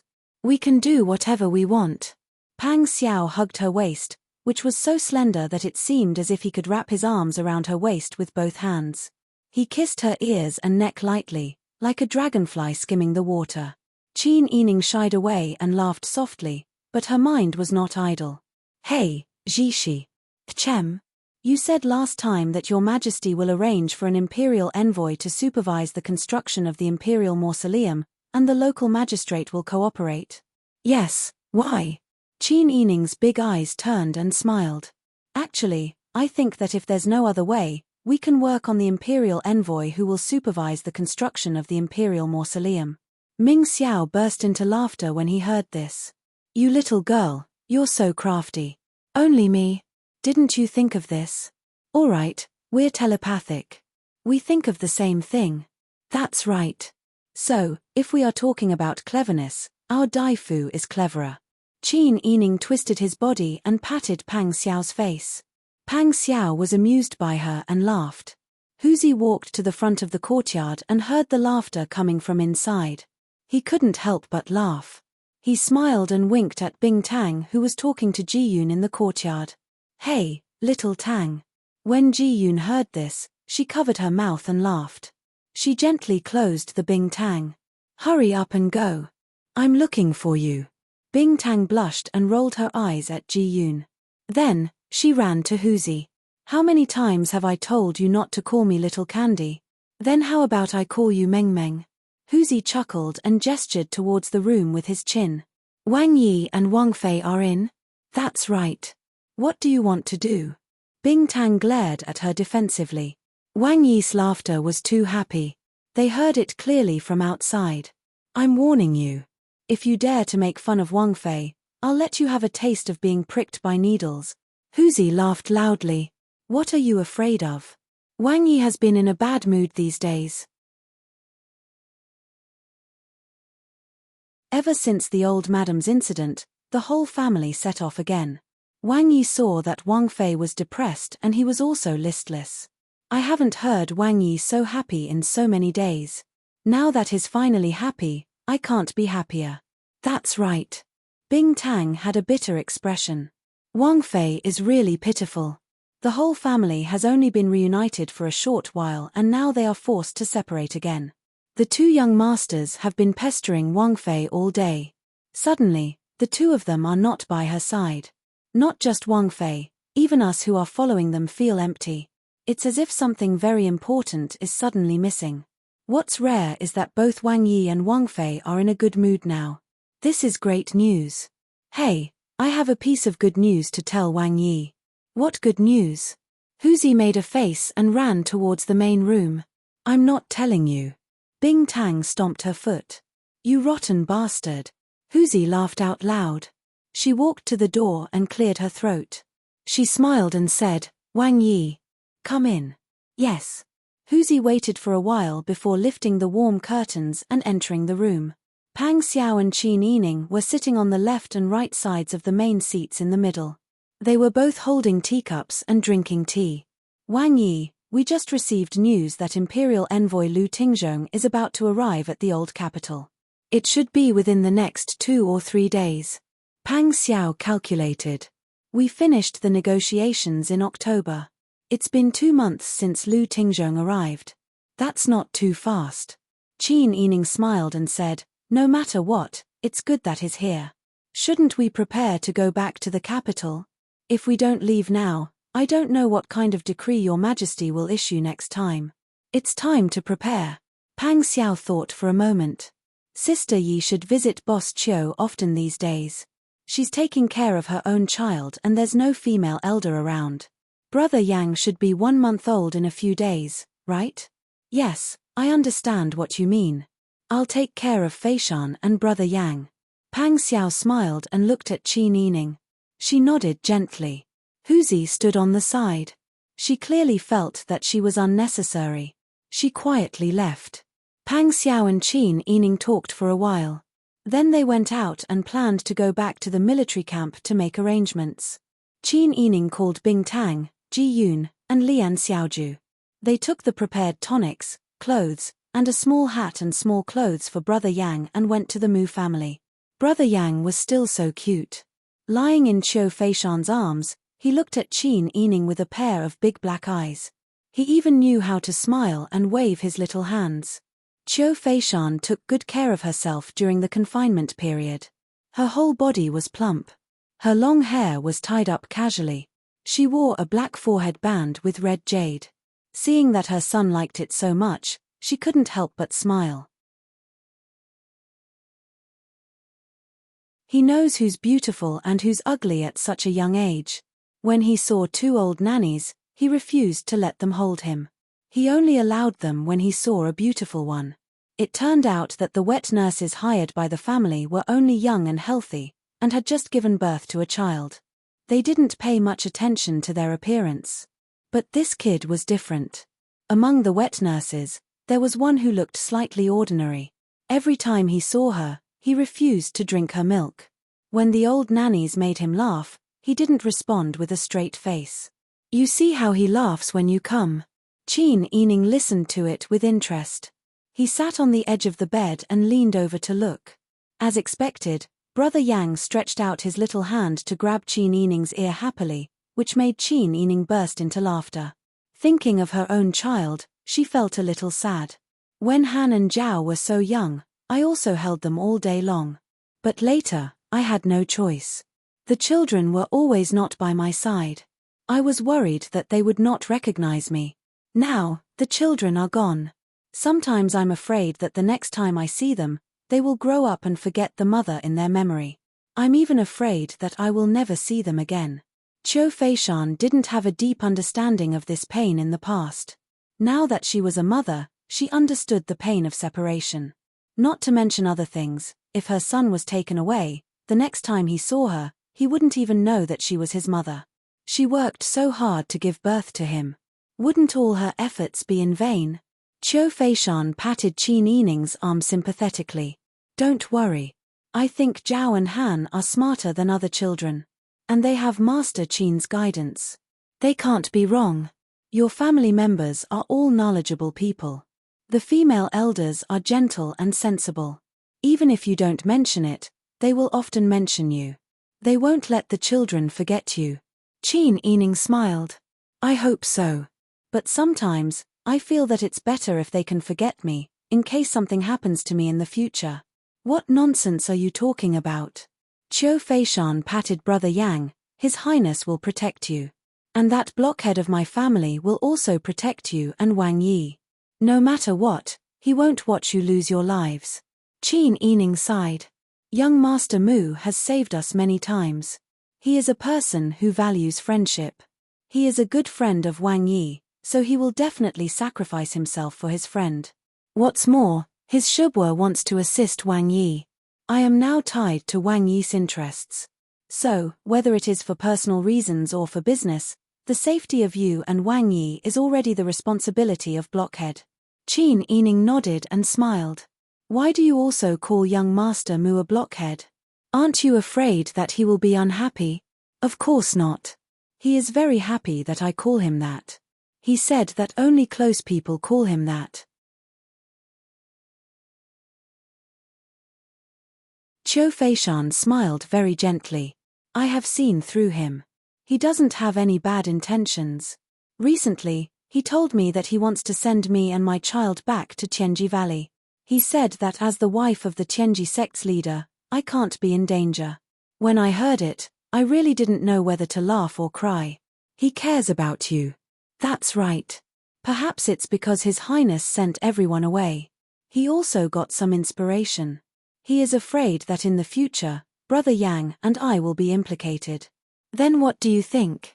Qin Yining looked at Brother Yang with a smile. Brother Yang had closed his eyes and was about to fall asleep. Qiu Feishan lowered her voice.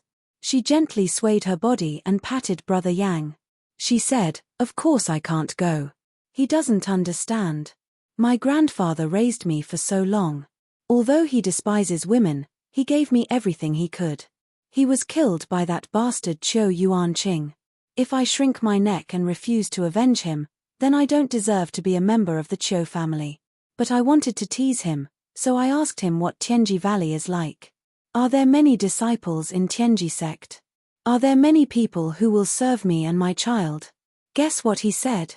Qin Yining curiously asked, What did he say? He said that there are a total of 3 people in Tianji sect. He, his uncle, and a grandmaster who is wandering somewhere. Tianji sect is very big. The whole valley is theirs. There is a lot of land. They can plant as much as they want.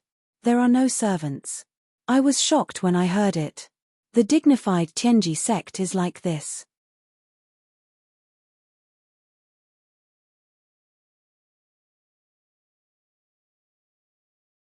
Chapter 896. Qin Yining laughed and said, He wants to live a secluded life with you. Actually, that kind of life is also very good, far away from disputes, and you don't have to live in fear all day. It's good. But it must be after all the troubles have been solved, and there are no more worldly concerns. Otherwise, even if you live in seclusion, you won't have a good life, and you will have to worry about being found at any time. Qiu Feishan said to Qin Yining seriously, This time, you and Wang Yi are preparing to return to the capital, so don't worry. Yesterday, that blockhead also said that this time, no matter what, he will protect the 2 of you. Qin Yining laughed and said, I know, it's just that he has the heart, but what if his martial uncle causes trouble again? I asked the same thing. Qiu Feishan's voice was very soft, but she seemed to be unable to hold back her laughter. At that time, if it wasn't for his martial uncle suddenly causing trouble, if he could protect you, you wouldn't have almost been in danger, and they wouldn't have been caught in the middle of the night. But can you guess what he said? What did he say? Qiu Feishan's face was stiff, and she imitated Mu Jinghu and said in a low voice, Even if martial uncle doesn't agree, I'm not afraid. I see that she has been fed well by little fox, and she is very happy. Qin Yining heard this and laughed. He plans to continue to let Wang Yi lock up Tianjizi? Yes. Qiu Feishan was both amused and carefree. Seeing her expression, Qin Yining understood and didn't say anything more. When Qiu Feishan married Mu Jinghu, it was because she was threatened by Tianjizi. Now it seemed that Qiu Feishan and Mu Jinghu had real feelings for each other, but she still resented Tianjizi in her heart. It was only because of Mu Jinghu's face, and also because of Tian Jiz's unpredictable means that Qiu Feishan couldn't do anything. Qin Yining whispered to Qiu Feishan about what she should pay attention to when taking care of the child. In the next few days, Qin Yining often came to visit the Mu family. Qiu Feishan was a smart person, and she was very happy to be close to Qin Yining. Back then, Qiu Feishan almost sold Pang Xiao for Mu Jinghu. The 8th day of the 12th lunar month was the day to eat porridge. Qin Yining was ordering people to deliver laba kanji to the Mu family and then to Pang Xiao when Huzi walked in quickly and replied, "Your Highness, Lord Lu has arrived. Magistrate Qi has already gone to welcome him. Our people have received the news that Lord Lu is accompanied by Magistrate Qi to the Yamen. Later, he will go to the South Pacifying Army's camp to inspect." Pang Xiao smiled and nodded. He called for Huzi to come over. "Come. Let's eat first. Then we'll set off." Huzi was originally a little anxious. After all, Pang Xiao was ordered to lead the South Pacifying Army to guard the South. If the imperial envoy came and Pang Xiao was not in the army camp, it would be bad for his reputation. Pang Xiao could see what Huzi was worried about. He smiled and said, "It's okay. Hurry up and eat. Lu Tingzhong will not go to the army camp so quickly." He first followed Magistrate Qi to the Yamen for an inspection. "This is to give me time to prepare." Huzi suddenly understood. He slapped his forehead. "TSK. I forgot." Huzi did not stand on ceremony. He took the bowl of porridge Qin Yining gave him with both hands. Together with Pang Xiao, he drank 7 bowls of porridge in one breath. Qin Yining did not finish half a bowl of porridge. Pang Xiao and Huzi ate a bowl of porridge together. After they finished eating, they wiped their mouths and walked out while discussing. Qin Yining looked at the two people's bellies. They did not look bloated at all. He could not help but sigh with emotion. These people who were born in the tiger army ate like wolves and tigers. Qin Yining was still worried about Pang Xiao. Now that she had nothing to do at home, she discussed business matters with Master Zhong. During this time, she did not forget to ask Bing Tang to arrange for Jinghu Wei, whom Pang Xiao had left for her, to scout. This time, Qin Yining's silver-masked spy was taken away by Cao Yuqing. Xie was a strange place, and they were such a big family. Although Pang Xiao had arranged for Jinghu Wei and other guards to protect them, and they also had people to help them in Xie, Cao Yuqing was the one who would do her best to protect Qin Huayuan. Cao Yuqing was the leader of the silver-masked spy. It was convenient for her to do things with more subordinates. It was also convenient for Qin Huayuan to find a way to take root in Xie. Therefore, the people around Qin Yining now were the people that Pang Xiao had left for her. In the afternoon, Jinghu Wei, who had gone to scout, came back. "Princess, Wang Yi, Lord Lu, and Magistrate Qi have all gone to the Yamen to talk." Qin Yining asked worriedly, "Did everything go well with them? Did anything go wrong?" "No. It seems that Wang Yi and Lord Lu had a quarrel in the barracks, but they reconciled in the end." "What about Magistrate Qi's attitude?" "Magistrate Qi didn't do anything strange." Qin Yining nodded slightly and asked people to rest. Therefore, Magistrate Qi was still the same as before. He didn't express his attitude, didn't take sides, and would never help either side. The newcomer, Lu Tingzhong, was Pang Xiao's man. Qin Yining knew that Pang Xiao had a sense of propriety, so she was not worried about this. What she was worried about was whether there would be other people's spies among the people who came with them this time. With Li Qitian's meticulousness, even if he trusted Lu Tingzhong, he wouldn't just let him come alone. He must have arranged for other people. Qin Yining was worried and waited until Pang Xiao came back in the middle of the night. Qin Yining went down to take off the cloak for him. She asked, "Why did you quarrel with Lord Lu?" Pang Xiao wasn't surprised that Qin Yining knew about this at all. He smiled and said, "If I met Lord Lu and got along so well that it was as if we were wearing a pair of pants, wouldn't your Majesty be angry?" Qin Yining was stunned and then suddenly laughed. "You're right. It's my fault for worrying too much. It's my fault." Pang Xiao put his big hands around Qin Yining's waist. When he leaned closer, there was a faint smell of wine in his mouth. He pecked the corner of her lips, gently and softly. He said in a muffled voice, "If you don't worry about me, I'll be angry." Qin Yining's soft lips were tickled by Pang Xiao's slightly dry lips. She smiled and put her arms around Pang Xiao's neck. "Why are you angry? Even if I don't worry about you, you'll be fine." Pang Xiao let out a low and deep chuckle. His laughter was full of arrogance. "My sister Yi is so sweet." As he said this, he kissed her deeply. Early the next morning, Qin Yining asked Pang Xiao while he was eating breakfast, "Your Majesty arranged for the imperial envoy to monitor you?" Pang Xiao ate in big mouthfuls.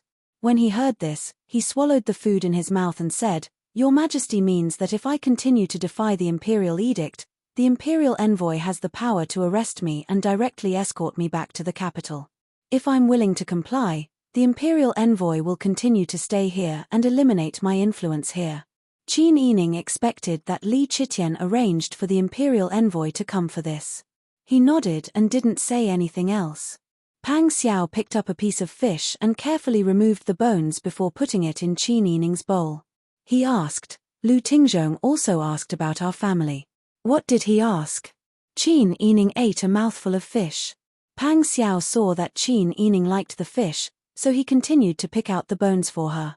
He said carelessly, "Yesterday, Magistrate Qi told Lu Tingzhong that he often saw people coming and going from the family Qin. Lu Tingzhong pretended to ask me, but I said there was no one in the family. I'm afraid that Magistrate Qi's servants either saw wrongly or saw a ghost. Our families were killed when we were transporting the coffins back to our hometown. Now, only you are still alive." Qin Yining smiled. "What did they say? What else could they say?" When I answered like this, Lu Tingzhong was so scared that his face turned pale. He even ordered people to burn paper and incense and ask people to help the souls of the dead. When Magistrate Qi saw Lu Tingzhong's attitude, he didn't say anything more. Qin Yining nodded with a smile. She ate the fish that Pang Xiao picked out for her and said, "If you say this to your Majesty, will your Majesty believe it? Before I sent my father away, I thought that your Majesty would believe me. After all, the mountain is high and the emperor is far away." That day, I did leave your Majesty's men to follow up. The ground was covered with the corpses of the bandits, so it's fine to blame it on the bandits along the way. But now, perhaps I have a guilty conscience, I feel that your Majesty won't believe me. Whether he believes it or not, he won't be able to find anyone in our family. He can only believe me. Moreover, he deliberately made things difficult for us.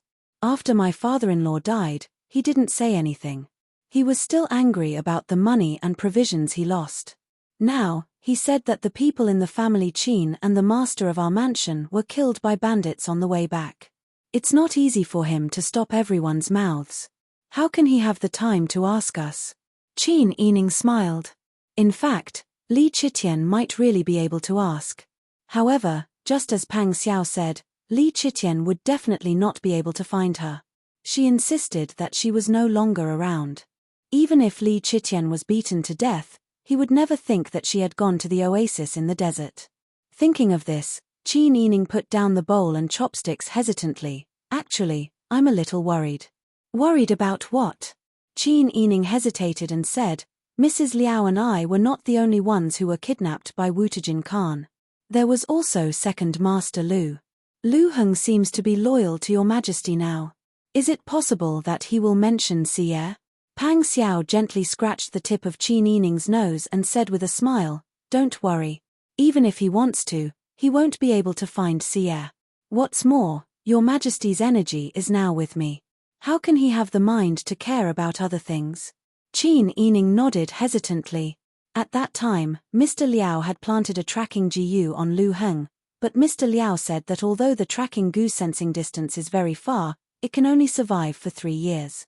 Now, 3 years have passed since that day in Xie. If he wants to use the tracking GU to do something, it won't be easy.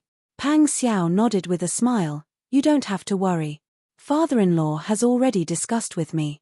Since father-in-law can propose to move the whole family to Xie, these things must have been considered properly. Hall Master Liao is loyal to you, and he won't tell anyone about Xie. You can rest assured. Qin Yining's heart relaxed a little. He thought about it and smiled. That's true. And even if your majesty knows about Xie, so what? He can't find her anyway. That's right. Pang Xiao also smiled. After the two of them finished their meal, they began to discuss the matter of their departure. Qin Yining told Pang Xiao what Qiu Feishan told him.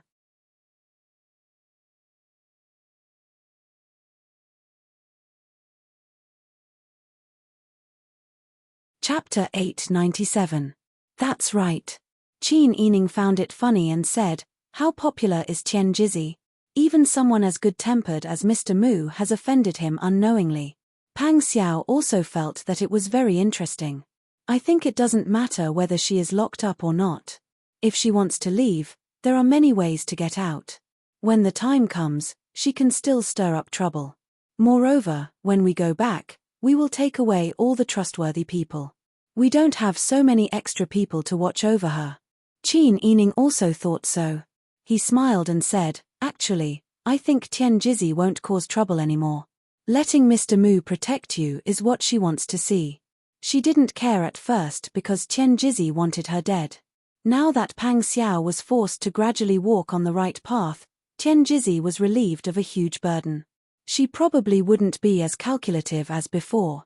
Pang Xiao naturally understood what Qin Yining meant. He sighed and touched Qin Yining's head with his big hand. Let's prepare these days. Let's try to set off as soon as possible. Okay. Actually, I have something else to tell you. Pang Xiao saw Qin Yining's serious expression and asked curiously, what is it? Tell me. Qin Yining hesitated. In the end, he called Lian Xiaoju over and instructed Bing Tang and Ji Yun, you guys guard outside. Don't let anyone come close. Pang Xiao saw Qin Yining being so serious and immediately sat up straight. Bing Tang and Ji Yun saw this scene and were really worried. They were afraid that Lian Xiaoju had caused some trouble. Bing Tang also had some premonitions. Although she didn't know exactly what happened to Lian Xiaoju, she had been with Lian Xiaoju for so long. She was especially concerned about Lian Xiaoju, so she could always find some clues. However, their master knew what to do. It was not their turn to speak. Ji Yun and Bing Tang went out to keep watch. Qin Yining pulled Lian Xiaoju closer. 4 years had passed, and Lian Xiaoju was no longer malnourished. She was already a 13-year-old girl. She had grown into a slender and elegant girl. She wore a light pink cotton jacket, and her hair was combed into 2 braids. She wore pink and white beaded flowers. She was delicate and beautiful like a peach blossom blooming in spring. Lian Xiaoju had been by Qin Yining's side for so many years, so she was fluent in her speech. When she saw Pang Xiao's serious expression, she tugged at Qin Yining's sleeve nervously. Sister, back then, when she had just arrived, she had dared to challenge this uncle in front of her, but as time passed, she had become afraid. Qin Yining said, I'm sorry, Jishi. I've been hiding something from you. Pang Xiao looked at Lian Xiaoju in bewilderment. Qin Yining also looked at Lian Xiaoju. He held her hand and whispered to Pang Xiao, when Dian was destroyed, my father brought our family to Daeju's capital. When we passed by the border of Liang City, our group was intercepted by Jilan's men. In order to escape, I was forced to escape deep into the mountains. That's where I met Xiao Kanji. Yes, you told me that you almost froze to death in the mountains that day. It was Xiao Kanji who saved you. Her father passed away, and a 10-year-old child like her could not survive in the mountains. You brought her down and raised her like a younger sister. Qin Yining nodded. Yes, that's what I told you and my father at that time. But in fact, I lied to you about this. Lian Xiaozhou's surname is actually not Lian. Her name should be reversed. Her surname is Zhu, and her name is Xiaolian. She's not 14 years old this year, but 13 years old. Pang Xiao was stunned. Zhu Xiaolian, her surname is Zhu? Yes. Her father's name is Wei Xian, and her title is Yongfu. Pang Xiao was shocked. You mean, she's actually Princess Yongfu of BG? Yes. Qin Yining nodded. Pang Xiao found it hard to believe. What's going on? Why didn't you tell me? Qin Yining hugged Lian Xiaoju and patted her slightly trembling hand to comfort her. He said softly, before Biji was destroyed, the last emperor saw that the situation was not good. The emperor only cherished the young Princess Yongfu, so he sent a letter to General Liu Jinxian, asking him to take the princess away. General Liu took the 5-year-old Princess Yongfu out of the capital and lived in seclusion in the mountains. But they were always hunted down. General Liu sacrificed himself not long after to lead the pursuers away. Princess Yongfu was only 5 years old. She lived alone in the mountains. God knows how hard it was for her to survive. She lived alone until she was 9 years old, until she met me. Because she was young when she left the palace, her memory was blurred. She hadn't seen anyone for more than 4 years. When I met her, she didn't even know how to speak. She was like a little savage. Qin Yining hugged Lian Xiaoju with a sad face. When I saw her, I thought of myself. I knew that the incapable emperor of Biji had done a lot of evil, and his dynasty was destroyed. But Princess Yongfu was so young. She didn't do anything evil. She was even implicated by her father and suffered so much at such a young age. At that time, I thought that your father, General Liu, died because of the incapable emperor of Biji, and Biji was destroyed by you. You have a feud with little Kanji. Even though she was still a child, I was afraid that you would. You were afraid that I would kill her, so you kept it from me? Pang Xiao's voice was gentle. Qin Yining nodded. Little Kanji has been with me all these years. I have been teaching her about this country and the current world. She gradually grew up, learned to read and write, and learned pharmacology and medicine from Bing Tang. She also knew how to distinguish right from wrong.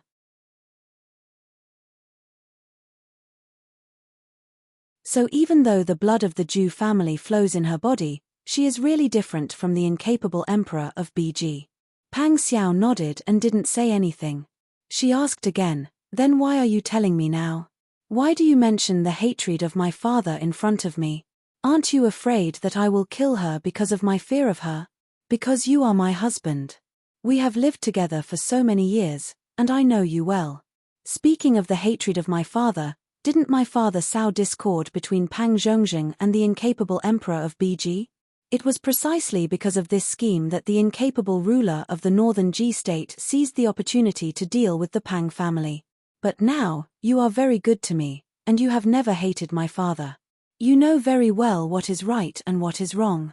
In fact, I was too concerned and didn't tell you. When I was young, you came to see me.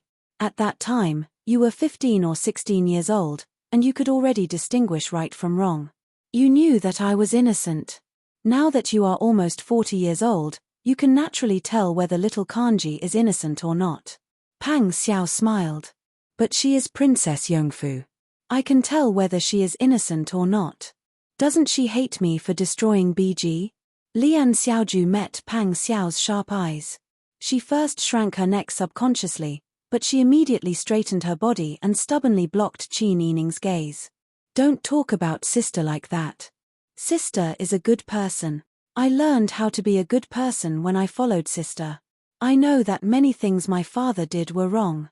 Sister taught me the truth that the peak of prosperity is bound to decline. She also taught me the change of dynasties in history. Daiju destroyed Biji because my father wasted the people and money and killed the loyal people. Biji's fate was exhausted, so it was destroyed. You were the one who led the soldiers to fight, but you did it for the people to live a good life. You are not a bad person. My father was very good to me, but he was too bad to the people in the world. Although I remember that you were the one who destroyed Biji, I have never regarded you as an enemy. It is not only because I understand the truth and you did nothing wrong, but also because you are my sister's husband. My sister likes you very much, so you are definitely not a bad person. Sister hid it from you to protect me. She has been teaching me the truth. I will not harm you, so you are not allowed to be so fierce to sister. Even little Porridge's voice was clear and bright.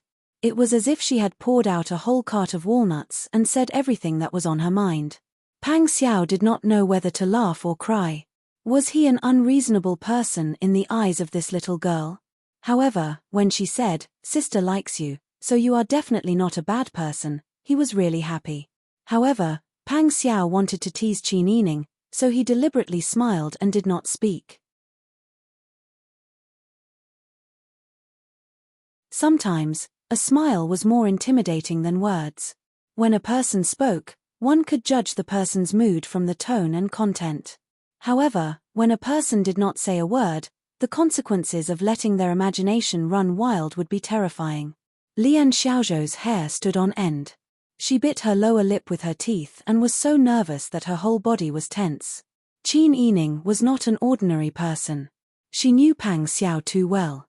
When Pang Xiao's expression changed, she knew that he did not take it to heart. She could not help but feel relieved.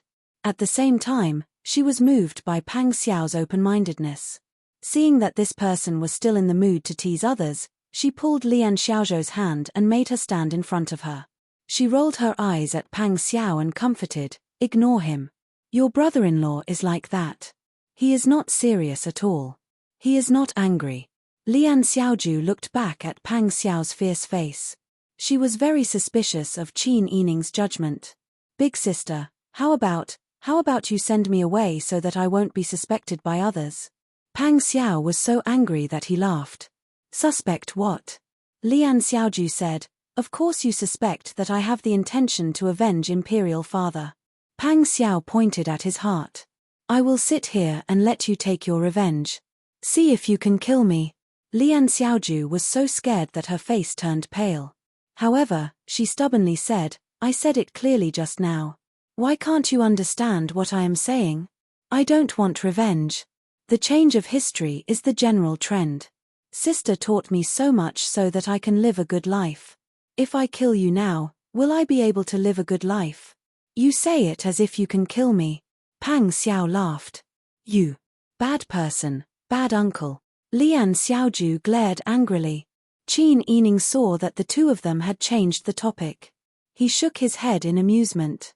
His initial nervousness was also dissipated by this commotion. When Pang Xiao was called an uncle, he remembered that he was almost 20 years old. Qin Yining had just turned 20 years old. In addition, he was a little rough on the battlefield. He looked much older than Qin Yining. Compared to Lian Xiaozhu, he looked more like an uncle. He could not help but snort and did not want to talk to her anymore. You're tuning in to the Dreamy Chapters YouTube channel. We're so grateful for your support, and don't forget to subscribe to join us on this incredible journey through captivating stories. Your generosity through donations truly makes a world of difference, as it's the primary source of revenue that allows me to expand and enhance this channel for you. Thank you from the bottom of my heart for being a part of this adventure.